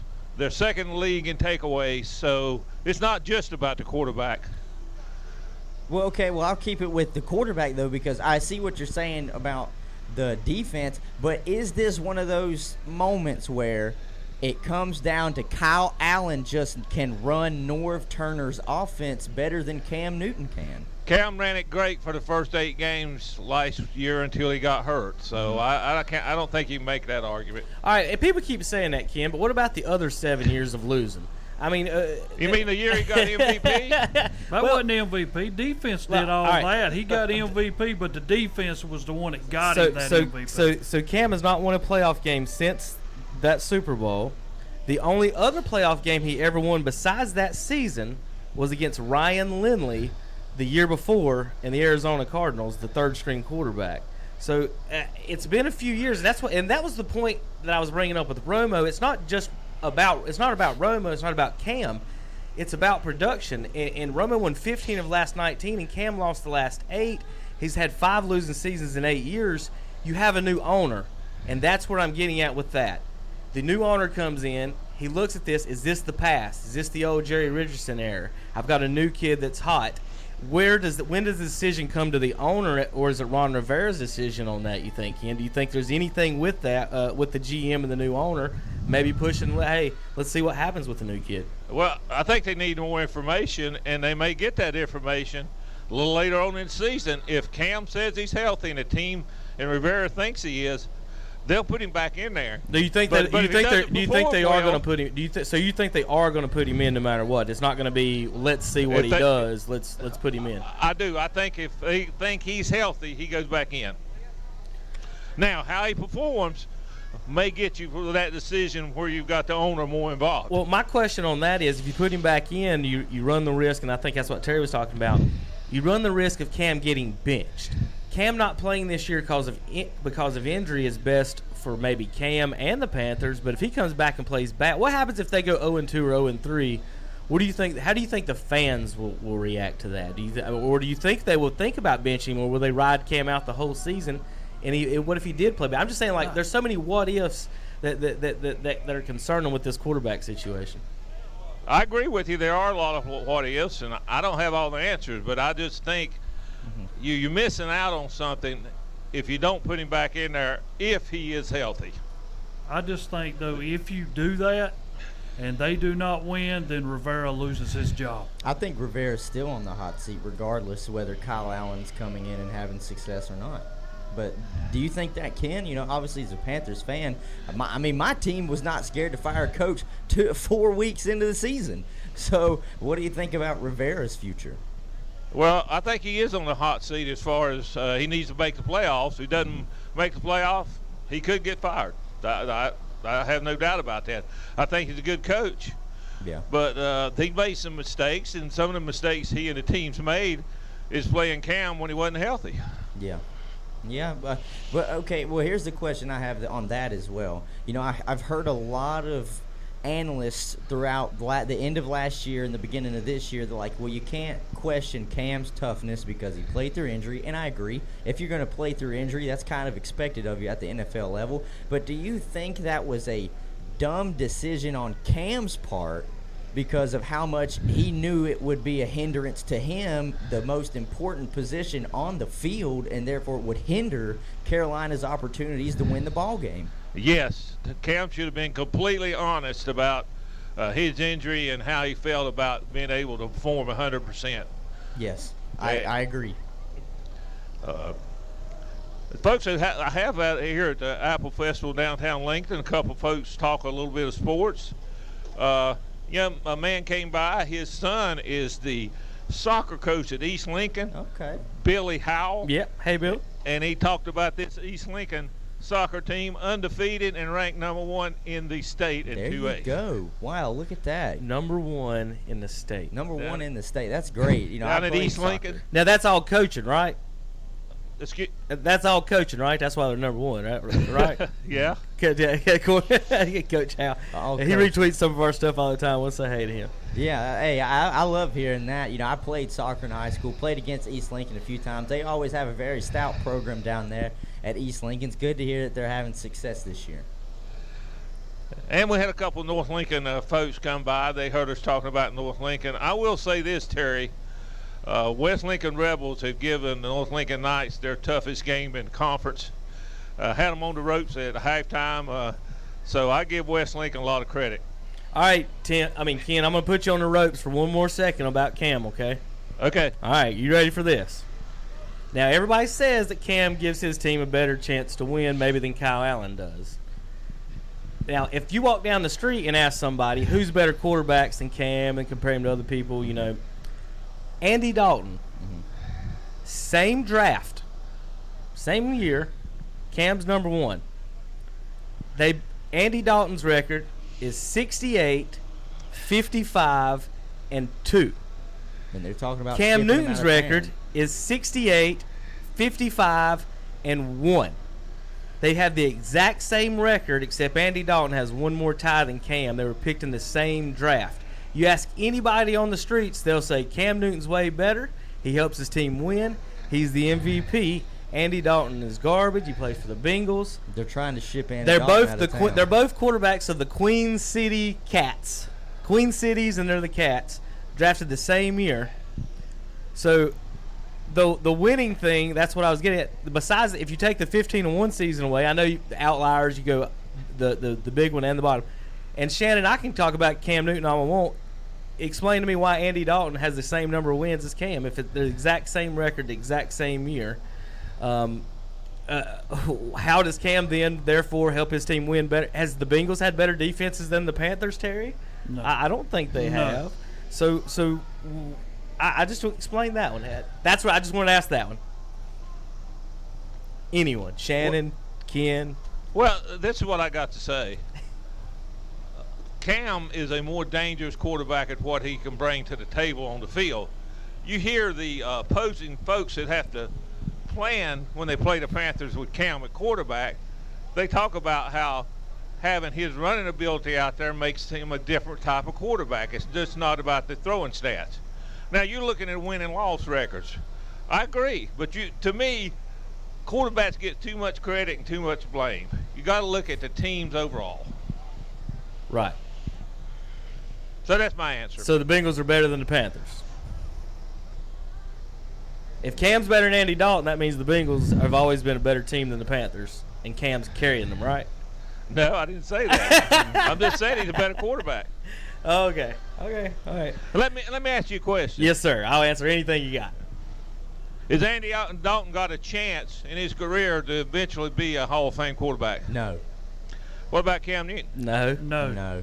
He's an MVP and he don't have a chance. No, he has no chance. Brian Sipe didn't make the MVP. Wait a minute. Who's the best dual threat quarterback ever played in NFL? Randall Cunningham. No, Michael it's not. Vick. Look at the stats and records. Hold on. Cam's I got him right by here. far. I got him right here. Okay. Cam Newton. Cam Newton has already lost more games in his career than Randall Cunningham has, and Cunningham played more games. If you're talking about wins and losses, you're not talking about stats. Randall Cunningham has more rushing yards than Cam Newton. How many touchdowns he made? Liz, we're not talking about 2-yard touchdowns he steals from Jonathan Stewart. Oh, so touchdowns in the red zone don't matter. I got you. They're cute. They're cute. Yeah, but there's not leading to wins. Randall Cunningham. And you have McCaffrey, but I'm taking it in because I want to take the ball. And Randall give it to somebody. Cunningham has 14 more wins and 3 less losses than Cam. Cam's already lost more. Cam has more losses. Hold on. Than Randall Cunningham. He's got more losses than Tony Romo already in his career. He's got more losses than. Good God, he's got 3 times more losses than Roger Staubach. He's got more losses than Russell Wilson. He's got more losses than, let's see, Trent Dilfer. They have the same number of losses as Trent Dilfer in his career. Jake Delhomme won 5 playoff games for the Panthers. Cam has won 3, and 1 was against Ryan Lindley. So whatever he is, if he's good or not, it's not leading to the winning. The defense, the year they won the Super Bowl, Terry talks about that defense, and I'll say this, and this year's the same, Ken. You're talking about your defense being good, and they are. Every year the Panthers have had a top 10 defense in the last 8 years are the 3 years that they made the playoffs and went on to do decent. So, I just wanted to get in on that before we start talking about Michael Vick was faster. Randall Cunningham's probably the best all around. They didn't make the Super Bowl. They got beat by the Falcons. They got close. You listed a name right here that no one wants to consider him a running quarterback, but he's just as mobile in all of them and hasn't had a losing season since he came in the league, and that's Russell Wilson. And Russell Wilson has made 2 Super Bowls and won one of them. So it could make the argument. Now, he might not have the rushing touchdown stats, but argument best dual-threat quarterback could be Russell Wilson by the end of the day. It's just one of them things when I go back and I think about Cam when he won the MVP, and then he's in the Super Bowl and he got mad and he got up and he walked away from the mic, is when Denver was over there and one of their top linebackers says, we is going to make him beat us, and that's what we were going to do, and we knew he could not. Colin Kaepernick, Jeff Hostetler, Nick Foles, Mark Sanchez, Brad Johnson, Jaws, and Andrew Luck all have more playoff wins than Cam Newton. Jake Delhomme, Trent Dilfer, Mark Ripien, Craig Morton, Mark Brunell, Matt Hasselbeck, Danny White all have more playoff wins than Cam Newton. Eli Manning has 8 playoff wins. Cam only has 3. And 2 Super Bowls. Joe Flacco has 10 playoff wins, and nobody's going to say Joe Flacco is going to the Hall of Fame. He's got 10 I was about to say wins. the one that they're questioning on is whether or not Eli Manning makes a Hall of Fame. Cam Newton has 3 playoff wins. Here's other people who have 3 playoff wins.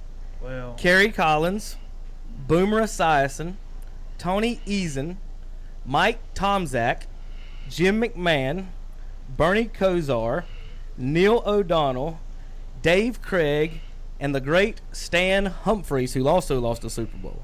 If Eli Manning cannot make the Hall of Fame, there's no way Cam's getting in. Folks, if wins are important, but if that's the only criteria for making Hall of Fame, then there's some folks we need to take out of it. Who's coming out? I don't know that. I don't know who I was in it to know that. Who's coming out? Let's take somebody out, Ken. I don't know, but I'm just saying you can't base it just on wins. Right. I understand that. And that's what you guys do, and y'all are discarding any of the statistics, especially any of the dual threat running statistics that Cam has amassed in his career. The only thing that you're throwing in there for me to even judge on is how many times Cam takes the ball himself and scores a touchdown when he's 2 or 3 yards out. That's the only thing you're giving me to judge it on. But that's not important. If he it's- does that more than the actual running backs does, that's pretty impressive, don't you think? If I have Stewart and all them big guys in my backfield, I'm not taking the punishment. They are. I'm giving it to them. What about having another threat back there that the defense has to account for? That doesn't count for anything? Well, if all they have to do is keep him in front of them because he runs the ball and doesn't throw it, then I'll take my chances with him running the ball. All I say, folks, there's only 2 running backs since Cam has been in the league that scored more touchdowns than he has. I said running backs. So he's pretty good on the ground inside the red zone. Look, I 100% agree. He's a slightly faster Tim Tebow that throws right-handed. He's won 3 playoff games. You're right, Ken. He's big and he's tough to bring down.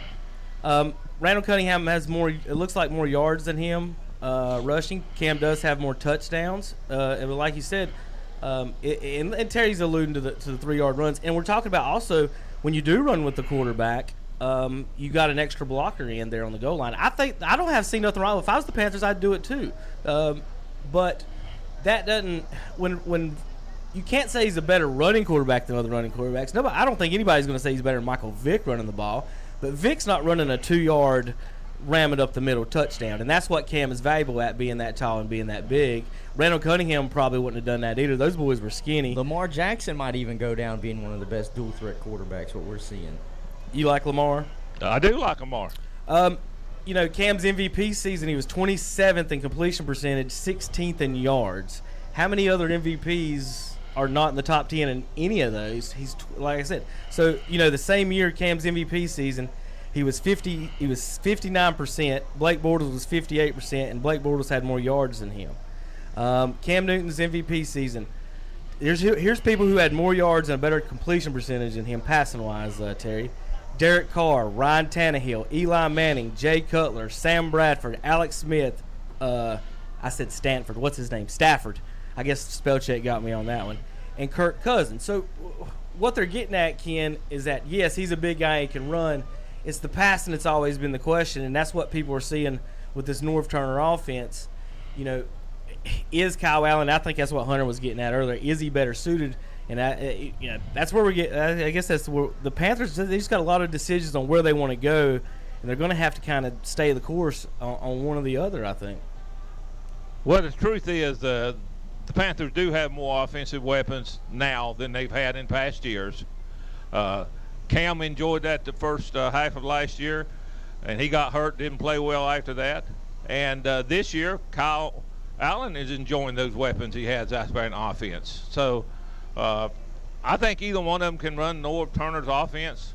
As I said, I think Cam did a great job first half of the season until the injuries came in. So we'll see what happens. So he'll get his chance. Yep. And he may fall flat on his face, and he may turn it around and play great. Yeah, the Redskins could have any one of those 3 quarterbacks on their roster next year, Ken.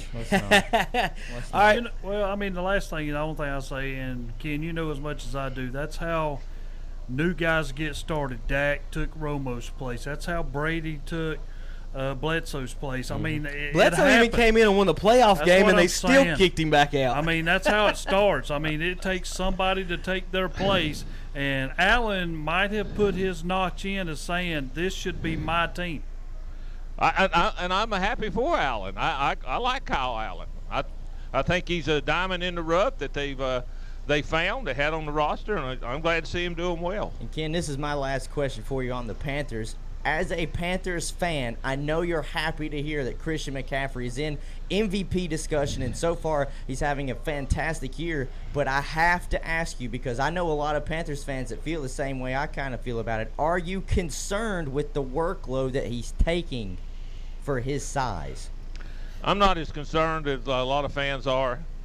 Some games he's going to have more of a touches than he is others. He looks like he's on record for being 85 to on plays 85 to 90% of the game. That's a lot. He's been a durable back all through college, and so far his career in the pro. So I'd say use him. They need him now. Some games that he may not. They may not need him as much. Tampa Bay schemed to stop him, and it opened up the passing game. So, I mean, he's a weapon you got to count for. Right. Some games, some teams may not let him beat them and let somebody else beat them. So I'm not concerned about the touches. I got you. All right, Ken, we'll give you a little break out there. Round up an apple or something for some of the folks out there. We're going to go through the standings real quick. Ken, I'm glad you're on here. I appreciate it. Yeah.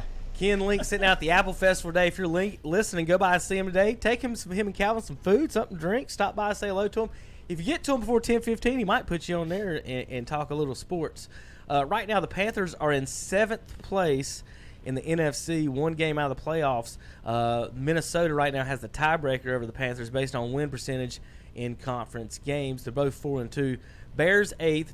Lions 9th, Cowboys 10th, Rams 11th, that thing's wrong. Cardinals 12th, Giants 13th, Bucks 14th, and the Redskins in dead last. Y'all lose the tiebreaker with the Falcons if that matters to you right now, Hunter. Yeah, well, we're both gonna lose this weekend anyways, us and the Falcons. So those Cincinnati Bengals are 0-6. Andy Dalton's lost 6 games this year, and he just now tied Cam Newton. Terry, there you go. That's how bad the Cam's win-loss record's been. I feel sorry really for Cincinnati because a few years ago in that draft they drafted A.J. Green and Andy Dalton in the same draft, and I said that's going to be a pretty powerful offense. A.J. Green has not been able to put together a healthy full season in the past 3 to 4 years. He seems to always have some lower extremity injury. The Panthers had Steve Smith, and they cut him because Steve Smith said, quote, Cam can't throw short passes and I run the slants. Steve Smith said they cut me because Cam can't throw short passes to me. That was his words, not mine. Yeah, and then we had somebody texting that they didn't have no receiver. Steve Smith was a pretty darn good receiver. Not to mention that's a Hall of Fame. Probably the best out of what they had out of the Bengals in this period in time than anybody. The 2 best players the Panthers have ever had is Julius Peppers and Steve Smith. Steve, look, as a fan of another team, I hated playing the Panthers because I didn't want him to throw the ball. He was a lot like Michael Irvin in the fact those two get away with more pass interference that I've ever seen in my life. Offensively. Dale Holm would close his eyes and toss that ball up. Steve Smith would jiu-jitsu 2 DBs and then end up catching that ball. He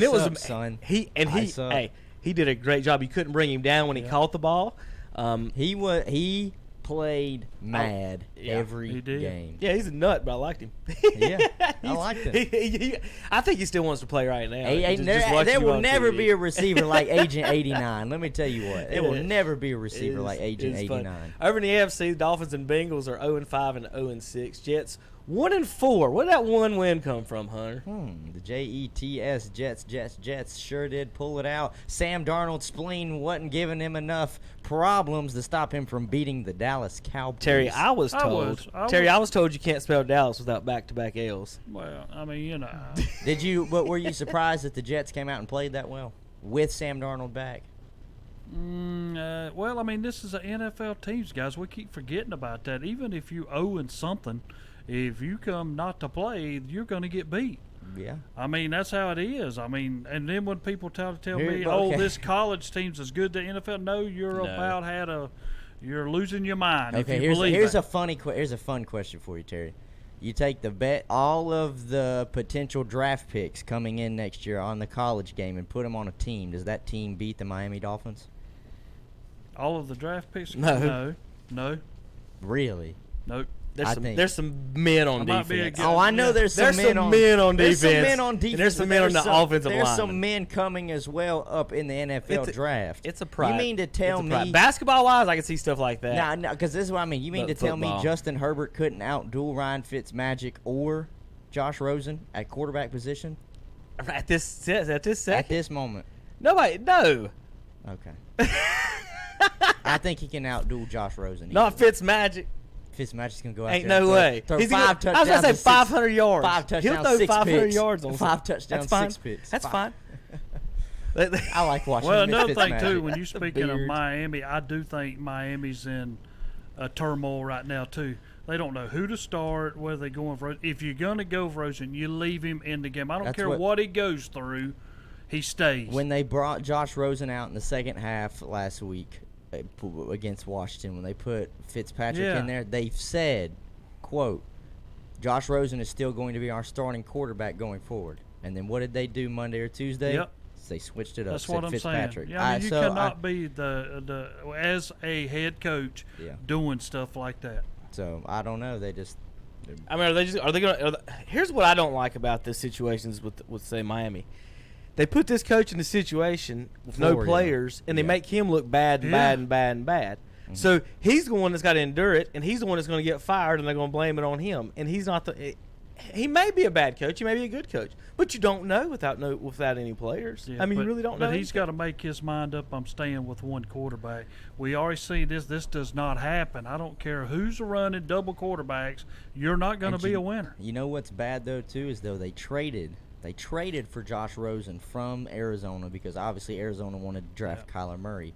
And here's the thing: I don't even think they're committed to Josh Rosen, who they traded for.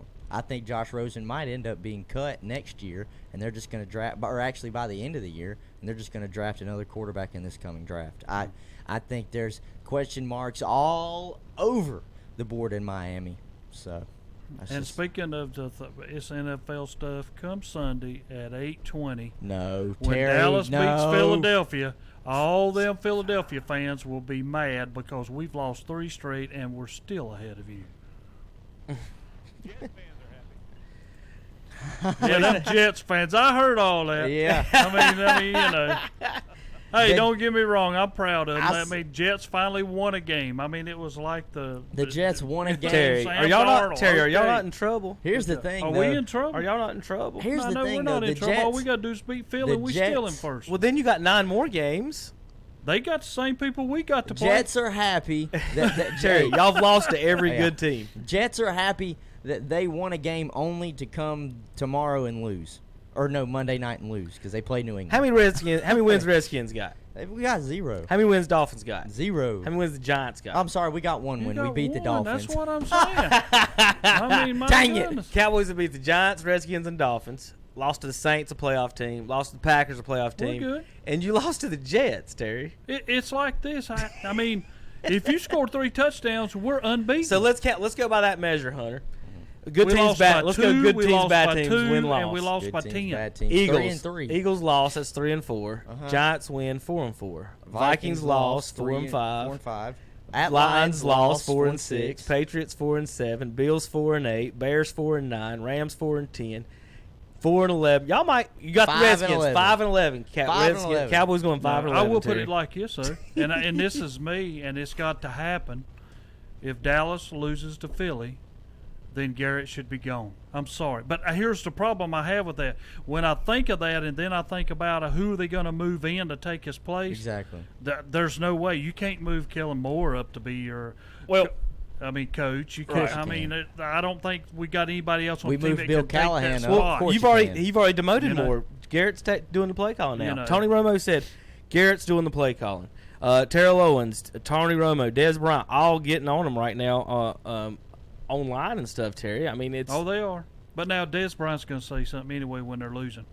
Right. Because y'all cut him. If he was 3-0, you never heard nothing out of him. This is the first time Cowboys lost to Jets. Was the first time Dallas lost to an 0-4 team since 1999.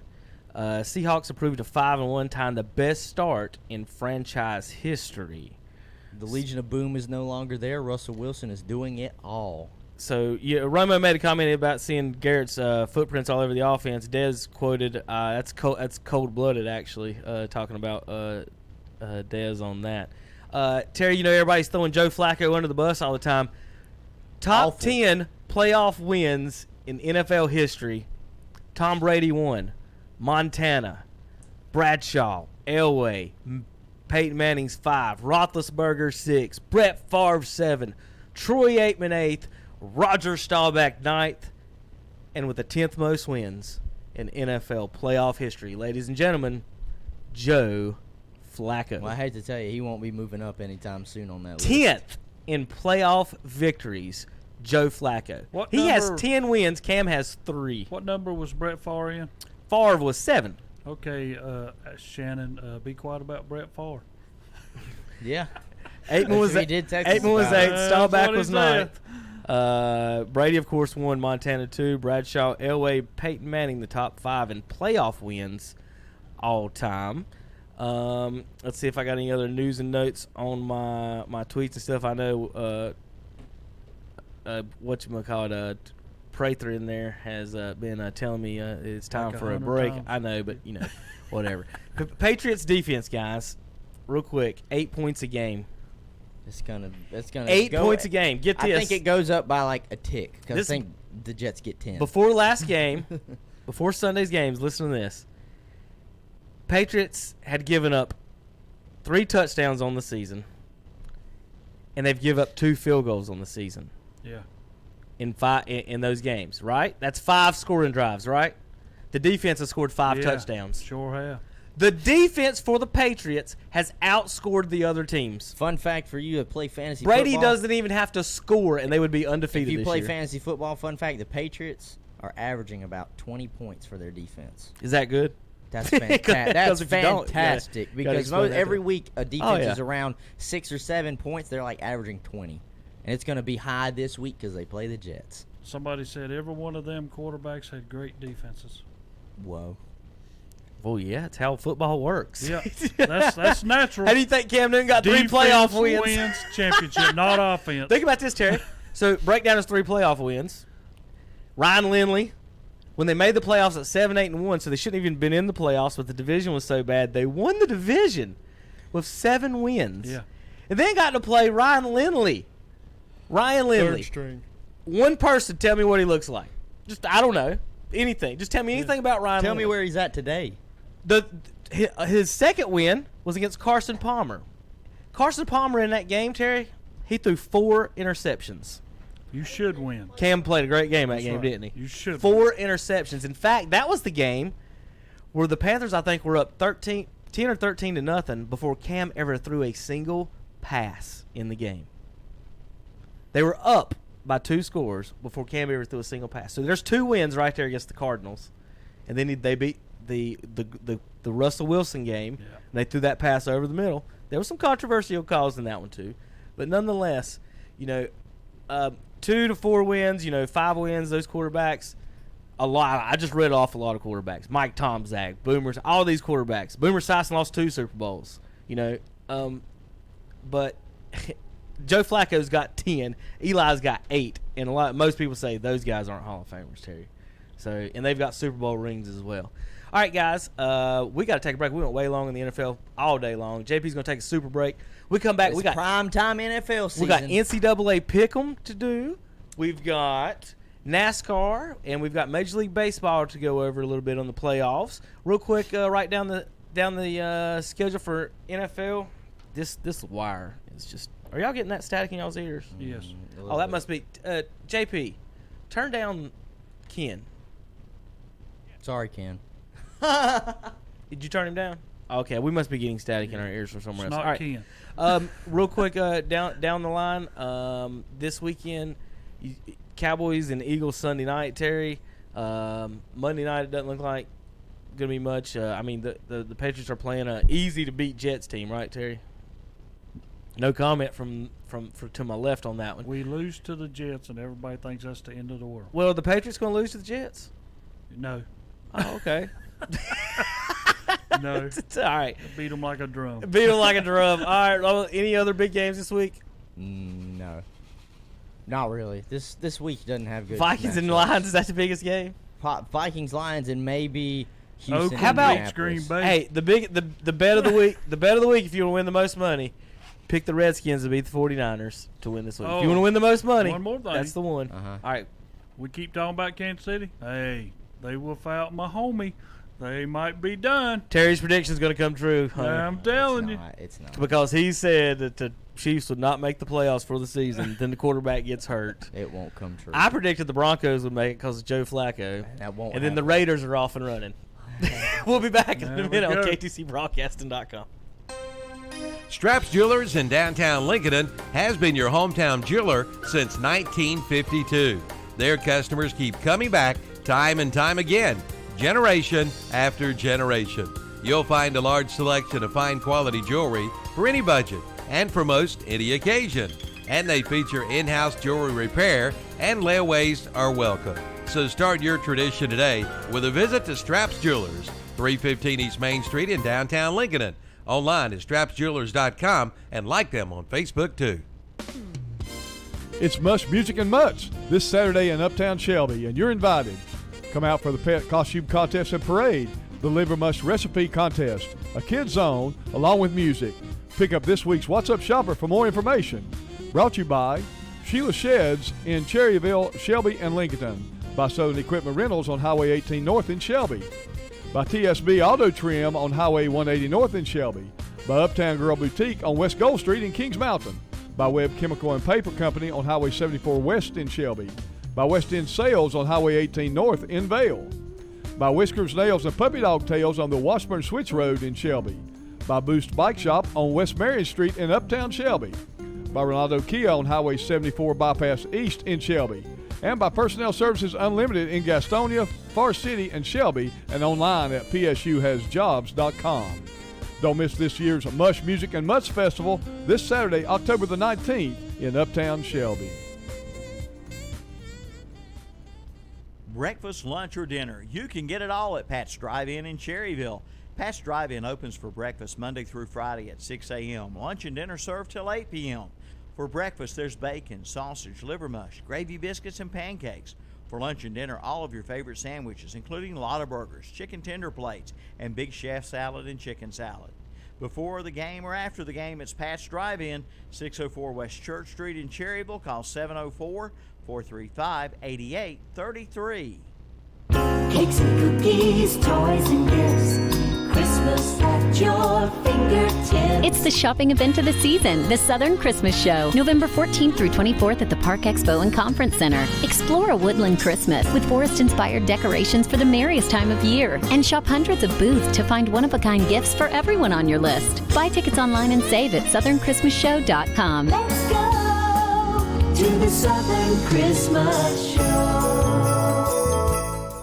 It's Trick or Treat, Saturday, October 26th at Renato Auto Mall in Shelby, and that's no bull. Come out for their Trick or Treat sale. Don't be tricked by other dealers. Make your car buying a treat at Renato Auto Mall. And when you come to Renato Auto Mall in your Halloween outfit, you'll have a chance to win $100. Wear a mask and get 1 entry. Wear a full Halloween costume and get 3 entries. Someone will win $100. Plus, they'll also be there broadcasting live with special treats. Trick or Treat, Saturday, October 26th at Renato Auto Mall, 4423 East Dixon Boulevard, Shelby. Going to force Elliott 3 wide as Hamlin will cut to the bottom of the racetrack. The Monster Energy NASCAR Cup Series playoffs. Now it'll be Elliott bypassing Hamlin off the corner. Playoff race 6. William Byron up in smoke. And 4 contenders will miss the cut in Kansas. Logano with the crossover. He'll pull to the bottom of the racetrack. The Hollywood Casino 400. 2/10 quicker. Kyle Busch is closing. Sunday at 1:30 on the Motor Racing Network. The Hollywood Casino 400, Sunday afternoon at 1:30 on Carolina Country WCSL, 92.3 FM, 1590 AM, and online at kdcbroadcasting.com.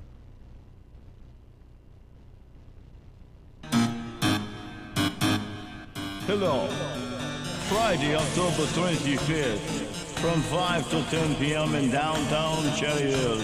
It's Scaryville. There'll be ghostly hay rides, games and activities, enchanted merchant hours, food vendors, and the Deja Vu Band will perform live with DJ Captain Ron from the Boss and Carolina Country. Plus, the Old Dallas Brewery will be there along with Woodville Winery. Plan now to be there, Scaryville, in downtown Cherryville. Friday night, October 25th, from 5 until 10 p.m. Once upon a time is right now. Escape to the Renaissance Festival, a time-traveling adventure. Huzzah! Saturdays and Sundays, October 5th through November 24th. You'll love the Renaissance Festival. Incredible value, wondrous entertainment, and delicious food. Eat, drink, be merry at the Renaissance Festival, Saturdays and Sundays, October 5th through November 24th. Don't miss it. Too jolly good. There's music, comedy, circus, circus entertainments, a giant crafts market, jousting nights, and a feast all rolled into a non-stop great family adventure. Presented by Pepsi. Discount tickets at Hedestita stores or print your own online at renfestinfo.com. Renaissance Festival, here I come. Carolina Renaissance Festival is sponsored by Sunbelt Rentals for all your equipment rental needs. Equipment service guaranteed. Don't miss the Renaissance Festival. It's Trick or Treat, Saturday, October 26th at Renato Auto Mall in Shelby. And that's no bull. Come out for their Trick or Treat sale. Don't be tricked by other dealers. Make your car buying a treat at Renato Auto Mall. And when you come to Renato Auto Mall in your Halloween outfit, you'll have a chance to win $100. Wear a mask and get 1 entry. Wear a full Halloween costume and get 3 entries. Someone will win $100. Plus, they'll also be there broadcasting live with special treats. Trick or Treat, Saturday, October 26th at Renato Auto Mall, 4423 East Dixon Boulevard, Shelby. How would you like for you and your family to win free tickets to a Carolina Panther football game? Of course you would, and you can. Win 4 Carolina Panther Seattle Seahawk tickets, Carolina Panther caps and t-shirts, and $100 in fun money. Register today with no obligation to buy at Bill Schubert Heating and Air on Campbell Street in Shelby, Parker Farm Service on Bessie Drive, Kings Mountain, Love Insurance Agency on East Main Street in Lincoln, at Buildings R Us on East Dixon Boulevard in Shelby, at Trackside Trader on South Railroad Avenue in Kings Mountain, at West End Sales Highway 18 North in Vale, at Ronaldo Kia on East Dixon Boulevard in Shelby, and at Honda of Shelby, East Dixon Boulevard, Shelby. The drawing will be held on Friday, October 25th, so register today and head to the Carolina Panther Seattle Seahawk game on us. Make your business or office a Boss of Carolina Country listener post. All you have to do is tune your radio in your business or office to 101.5 FM, 107.5 FM, or 92.3 FM. Let us know and we'll put your name on the radio. And each month we'll have a drawing from our area listening post for a dozen breakfast biscuits from the Creekside Clock Restaurant in Shelby, along with coffee or tea. Area listening posts include Promotion Motors in Lincoln, Cherryville Signs and Graphics, Lowe's in Lincoln, Watson Carpet and Tile Lincoln, RD Mattress Cherryville, Carolina Furniture in Lincoln, Memory Lane in Krause, Davis Brothers Automotive in Lincoln, It's Your Feed in Cherryville, Deja Vu Consignments in Cherryville. So make your business or office a Boss or Carolina Country listening post today. For the latest from the world of golf, tune in every Wednesday morning from 11 to 12 for the Golf Shop Radio Show. Hosts Mark Greenhelge and Matt Blanchard talk golf from tee to green and everything in between. If you like golf, you're going to love Golf Shop Radio. Before you tee up, drop on in. Welcome to the Golf Shop. Golf Shop Radio, Wednesday mornings at 11 o'clock on Carolina Country WCSL, 92.3 FM, 1590 AM. Online at kdcbroadcasting.com. Brought to you by Fred Caldwell Chevrolet in Clover, South Carolina. And we're back on KDC Broadcasting for our last leg of our little dance we All do. right. Yeah, we I got some little news and notes. Real quick, we're going to do 3 minutes on this, Go okay? ahead. If Yeah, the you say 3 minutes. Huh? You say 3 minutes. I know. JP, you just sit there and hit the buttons. If the Panthers do decide to trade Cam, Who are the suitors? look, you can't keep both guys. You're not. Kyle Allen's just not going to sit on the bench and be happy about Not it. now, he's not. Not Yeah, his for agent's sure not. now. So one of them's got to go. But if you're going to have a higher trade market per se, if Cam doesn't play, I think you have a higher trade market than if he does play, or you're going to get more. He'll be You'll get rested. more in a trade if Cam doesn't play from anyone than if that happens. But the teams right now, I just wrote down 1, 2, 3, 4, 5 teams maybe. There's a report that 10 teams. I can't think of any other reason. I've got from these. 3 teams. Well, here's my technically 5 4. that my possibilities: Miami, Tampa, Washington, Jacksonville, and Tennessee. Those are the 5 that I think are possibilities. Wait, you said who? Jacksonville? Miami, Tampa, Washington, Jacksonville, Jacksonville's and Tennessee. not a part of my 4th. Chicago's a part of my 4 because they don't know what they're doing with Trubisky. But other than that, it would be Tennessee, You actually Washington. think Chicago- Tennessee, would be one of Washington, them? and Tampa Bay. Huh? You think Tennessee would be one of them? They gotta do don't- something. They don't know what they just benched Mariota for I didn't. Tannehill, and I'm not saying these guys There's won't. your problem. They got 2 and they don't know what to do. That's what I'm saying. I'm not saying these guys would want them. I'm saying they have maybe quarterback opportunities. Bring in someone like Cam. It could be Cam and South Beach would be wonderful. I think. I don't think the Tampa fans probably don't. Make some move for it, Tampa fans probably don't want them, and that probably deal wouldn't probably get made in the division. Washington is a big possibility. We don't know what we're doing at all. Jacksonville's a possibility. Don't know. I mean, are they that committed to Nick Foles or Minshew? We don't know. Minshew's come out and played really well. So, and then the and Tennessee he's young. situation. He's younger than I like Cam. what you're saying. See what you continue to say. I love it because every team that you're mentioning has got 2 quarterbacks and they have no clue of what they want to do. That's how you do not win. That's the reason people always ask me, you got your starting quarterback and then you got a backup, and yes, your backup's not as good as your starter. You're going to miss him. But when you're those teams you're mentioning, they have 2 and they keep switching amongst them, or one's hurt, then the other one's in there. Now all of a sudden they want to go back to the other one. You cannot win like that. All right, NCAA football. Let's get into that real quick in the show. Let's do our picks and talk a little other stuff. Clemson at Louisville. Any upset today? No Clemson. Nope. Oklahoma today hosting West Virginia. Oklahoma rolls. Number 6, Wisconsin at Illinois. Wisconsin. Number 9, Florida Gators at South Carolina. Do the Gamecocks get another one? How about them? No. Hunter hadn't wanted to talk college football all day. It's been weird. It's been an hour and 45 minutes. I just figured out I don't why. mind talking college football because they said I looked at the spread. Georgia's a 25-point favorite, and I said there's no way. Now, what I want to know is you guys try to, I get fussed at about my power rankings over here, Terry. Oh gosh, I know exactly what you're bringing. So up. if Georgia lost to South Carolina, they're done. North Carolina beat South Carolina. Appalachian State waxed North Carolina. How are all 3 of those teams probably going to be ranked? At North's not ranked ahead of them yet, but the 2 of those teams are going to be ranked ahead of App. Terry, how's that fair to the Mountaineers? They're 24th in the nation, get ranked for the second time. Yeah, let's not forget. But shouldn't you Appalachian switch lost with whoever to you beat? Georgia last year. Yeah. That was last year. We're talking about this year's Didn't rankings. Burns beat Shelby last year? Yeah, it happened last year.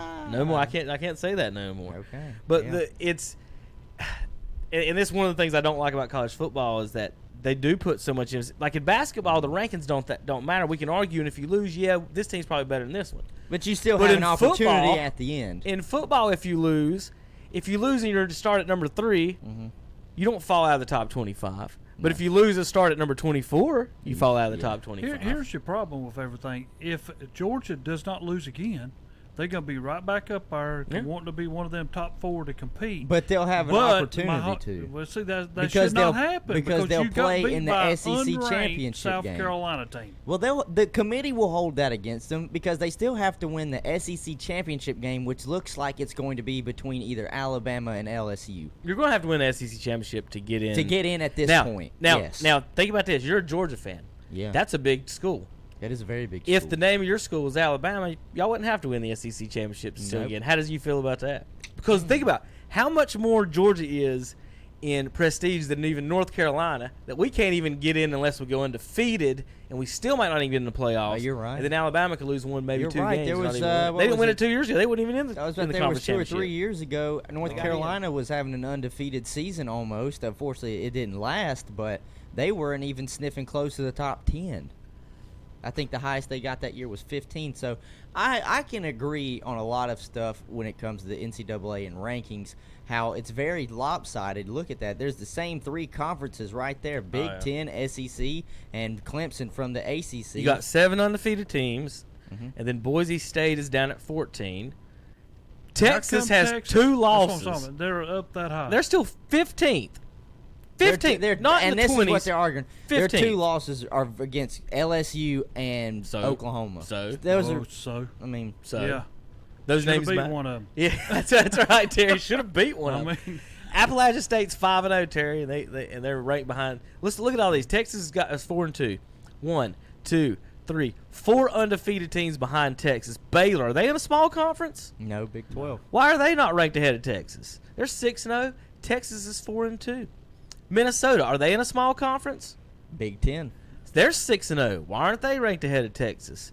SMU and Cincinnati. No, Cincinnati's not undefeated. SMU's undefeated. Appalachian State's undefeated. So, who's Texas beat? Anybody better than North Carolina? I don't know. Well, that's a good question. I'd check. I mean, their wins might be. You never against- know in the preseason, do you? Who's ever Lafayette T is, Louisiana Lafayette, Rice, Oklahoma maybe State, Oklahoma and West State. Virginia. Maybe Oklahoma State, but I don't know.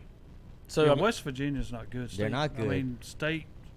If I'm So not is North Carolina mistaken, better than West Virginia or Oklahoma State? Oklahoma. North Carolina? Yeah. I think Yes. Oklahoma is a 35-point. So App might have a better win than even than Texas right now with a win over North Carolina. If App beats South Carolina, who beat Georgia, and we run the table, where do they end up, Terry? 17th. Boise State's at 14th right now. If you run the table, You're not going to be higher than 15th. I said that's why I said 17th. Yeah. If you run the table, you will go from 24 to 17th at the end of the year. And Georgia, who couldn't beat South Carolina, might get in the playoffs. And the worst part about it, they're going to try to like give you some kind of New Year's Day bowl, but that's Right. not what it's about. No. If you're unbeaten, I should be, unless these 4 other teams who have not been beaten playing at the top, which that's not going to happen because they're going to have to play each other for a championship. So that's going to lower some of them down, but you're not going to jump over Oklahoma, Ohio State, Clemson, LSU, Alabama, Penn State, Notre Dame. You're not Florida. Do you not think you're not jumping over all that? You not think these are in kind of cahoots together to have, all of these teams from these few conferences? So if you put 3 SEC teams voting from the start of the season in the top 5 or 10, that means for the most not part set up to fail. those They're 3 set up teams to are not going to succeed. fall out of the top 10 unless That's they what I'm lose saying. 3 games. So you're set up that way. Like I said, if North Carolina or NC State. What? Just start the season for fun. There are put a random team at number 1 and see how far they fall based on they There lose are 1 or 2 3 losses. SEC schools, 9 through 11. Right. Florida, Georgia, Auburn. Guess what? They all play each other. Georgia and Florida. It's play nice each to other see in the like a schools year and a actually week. play each other sometimes. That's one of my biggest pet peeves about the sport Oh as yeah, well. sometimes they don't play each other. We'll see how many top 25 matchups we got. Because think about that. If in NFL there's 32 teams. There's 3 today. NFL team there's 32 teams. We have a top 32 matchup every week. 16 every week. In college, you may get 2 or 3 or 4. There are 3 top There's 3 10 this matchups week. this week. All right, let's finish up these picks real quick. There's one. Number 2, Oregon. LSU at Mississippi State. Nah, Everybody picking LSU. LSU. Oregon 12 at Washington 25. I have Oregon. I got Oregon. Oregon wins this No game. Washington. No Washington. SMU This hosting is- Temple. SMU's going to beat Temple. But the Oregon-Washington game, both of these quarterbacks are going to go to the NFL draft next year. Jacob Eason and Justin Herbert out of Oregon. Eason, guess where he started his college career at? Georgia. Tony Eason? Nope. Jacob Eason. He was the quarterback at Georgia after Aaron Murray left. Jacob Eason got hurt. Jake Fromm took over. And then Jake Fromm has been there for history. Appalachians hosting Monroe. That'll Get them be an boys out of Appalachian here. win. Get them off the mountain. Kentucky Wildcats beat the Bulldogs today, Terry? No. That's what we said last week about the Gamecocks. I know, but no. No. I'm 17 Arizona State Herms against Utah Utes. Utah wins. Nope. You're playing Give at the me Ute. Arizona You're State. playing at the Ute. Ride Herm Edwards. Texas hosting Kansas. Does Texas go down for the 3rd time? No. Sorry, Les Miles. You got a way to For go. with Kansas. $166, Penn State hosts Michigan today. 7 hosting 16. Penn State. Those wins are the this game. 2 most overrated teams out of the Big Ten. They are. Penn State wins that game. Tennessee lost to Georgia State. They go to Alabama today. Forget that. Alabama. I don't want to pick that one. Bama. I don't want to pick that one. Bama. Terry, This is Ohio Bama. State the number 1 team in the nation? Yes. Ohio State? Yeah. No. Okay. So no. I'm getting tired of All hearing right. that, too. Ohio State, to me, is 3. My top 3 would look a little bit different. Based on who they played, number 1 for me would be LSU. Number 2 would be Alabama. And number 3 would be Ohio State. No, mine would be a little bit different. Mine would be Clemson, number 1. They're defending champion. They're not getting beat. All they got to do is win until somebody can even play with them. All right, y'all ready for LSU, some number 2, Alabama, 3. Y'all ready for some bonus news? Penn State, James Franklin. Yeah. Just got a $200,000 bonus for his team becoming bowl eligible. He has a contract. He got a $200,000 bonus for winning for his team That's what you're becoming supposed to do. eligible. He's got a nice agent. Minnesota's PJ Fleck got $75,000 And this is the one that gets you, because this money could go to so much better things, guys. $65,000 just went to the Alabama head coach for becoming bowl eligible. They play 4 teams Appalachian could beat every year out of conference. All you got to have in college Nick football is 6. The state of Alabama in the university, public university system, Terry, just gave Nick Saban $65,000 for making Alabama, not bowl win, not making the Final Four, bowl eligible. How many students? You know how many students? That's 2 free students could go to that school for tuition at Alabama for that price. He probably donates that money. He donates that money to the Nick Saban Foundation. To whoever his kids are. He donates that money. All right. A few minutes up, I'm going to pull up the little thing. These are all the bonuses earned by NCAA coaches so far this season. These are some of the fun ones. Appalachian State coach Elia Drinkwitz, $10,000. Guess why he got $10,000, Terry? He played at a home stadium of a Power 5 team. Because he played at North Carolina? Because he scheduled a Power 5 team, he got a $10,000 bonus. I need to all he did was put him on the head schedule. Coach of a football somewhere. I would be doing all that. $10,000 bonus for scheduling I'd North go Carolina. 16. That's fine. 0-12. That's fine. I'll play Power 5 teams every week. Every week. Every week. Never at home. Boise State coach just got a $35,000 bonus for winning his 6th game. That's right. He's 6 unbeaten. wins, he gets $35,000. He should. He's unbeaten. Nice. Connecticut coach got $26,000 for winning any game. That's all I'm saying. No, they must win one game. They had high expectations. Win one game, $26,000 bonus. High expectations. Oh, I don't even know what a single game stat bonus is. Does anybody know what that means? He's won about $10,000 off single game stat bonuses. Maybe they had 10 first downs in a game. Florida's coach Dan Mullen got $100,000 for his 6th win, becoming bowl eligible. $100,000 for becoming bowl eligible at Florida. At Florida, not Appalachian State, at Florida.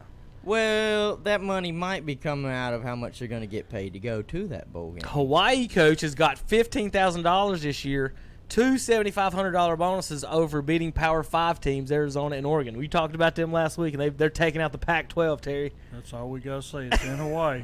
Pac-12 taking it out. They need that money. Missouri coach got a $5,000 bonus for them being ranked in the top 25. No, that's a possibility. That should be in there. If you get us, isn't that your expectation? But isn't that expectation from the get-go? Well, it should be. Missouri looks pretty good this year. They got Kelly Bryant. But if you're never in there, I guess they're going to give him some reason to get there. Kelly Bryant transferred out of Clemson after he lost his job, so he's at Missouri Utah now. Coach got a $15,000 bonus for being in the top 25 of the coaches poll. Not the AP. Even the AP. The coaches poll. Hey, there you go. Top 25 is top 25. There you go. Oh, the staff bonus pool in Wisconsin, they just pull it all together. They have in their bucket of money $100,000. Wisconsin looks pretty The good. staff halfway through the season at Wisconsin has a bucket full of cash with $100,000 in it they're going to split up at the end of the season. Meanwhile, Chaz Surratt gets suspended for selling his shoes to a teammate who was teammate issued shoes. Explain that one to me. $100,000 bucket of money for the coaches. Remember that. And finally, Wyoming coach got a $100,000 bonus for beating Wyoming. a Power 5 team. Oh. And you know who that team was? Missouri. A $100,000 bonus for beating Missouri, Terry. You think about them bonuses. Can we not just give them a straight contract instead of having dumb bonuses like that? Well, they're in the contract. Can you imagine the play calling? Yeah, I know that? Technically. Technically. The play calling? It's all different. Yeah. No, guys, we're not running that. I need to run this. Right. Like, yeah. Well, the one coach gets, this is my bonus. The we one got coach to have gets, this one. One coach gets $2,000 for every turnover the team gets. Yeah, think of that. That has nothing to do with y'all. Better be ball hawks. If your receiver, you want if a DB you want to play, huh? If a DB drops a pick, that's $2,000 out of. That's $2,000 out of the coach's pocket. do the coaches make him? Because usually when you drop a pick, you got to do push-ups, right, Terry? They make him pay at $2,000. I mean, does he got to do $2,000 worth of push-ups? I mean, how is that not illegal? Hey, this kid's got to do push-ups if he drops the pick, but if he catches it, I get $2,000, baby. I don't know. It's a weird system. All right, guys, real quick, Major League Baseball, Yankees and Astros are going to Game 6. 6, that's right. Astros up 3-2. Cardinals gave a valiant but terrible effort against the greatest pitching staff in Major League Baseball history. We didn't score a run for like roughly 30 to 40 innings. Yeah. That was tough. What is going on? That's insane. Congratulations to the Nationals. Get rid of shit. How did y'all win the division against a pitching staff that we can't even score a run on? I don't know. That's why I'm shocked that we got shelled like we did against you guys. But hey, you know who hit the only home run in the series for the Cardinals? Yachty. Yeah. I tell y'all, he carries them. He does. I'll say this. We didn't have the great pitching this year, and it turned out it didn't matter that pitching. We hadn't hit. We didn't hit at all. We had good enough pitching in the playoffs to win. But I'll say this. But hit like crap. I'll say this. Nationals, I was saying it towards the end of the year about the Braves. You gotta peak at the right time. The Braves had an awful final month of the season. Awful final month going into the playoffs, and it rolled over. They didn't have a good series. The Nationals had a very strong final month, and they rode that momentum onto the World Series. Yeah. Well, do they face the Yankees or the Astros? That's you know how I am about things being fixed. With elections coming up and pulling out of wars, all of a sudden the Washington team's starting to win. Was you here for my war and championship? Yes, soliloquy? I know. Every time we declare a war, something big happens with the military. A team from Washington or Philadelphia, New York, one of the America's team wins the championship, and now all of a sudden the Nationals are in the championship against the Yankees. And maybe. the WNBA team, the Washington Mystics, won the championship. It's just me being silly, folks. All right, I want to thank Ken Link and Calvin. They're out at the Lincoln Ave Festival. Go see them today. Ken, you still out there? One more time before we get out of here. He might be. I'm not sure. We're going to send it out to them in just a few minutes. They're going to be taking over on WLON and Milton on CSL, I think is what I was told. And we're going to get out of here. Any other comments or questions, Terry, going in? No, we're good. All right, guys. Thank you for listening on Saturday Sports Talk. What's Up Shopper Breakfast by Mitchum's Kitchen. Get out to the Apple Festival, see Calvin and Tim today. We'll be back next week, KTCBroadcasting.com. And thank you for listening. See you next week.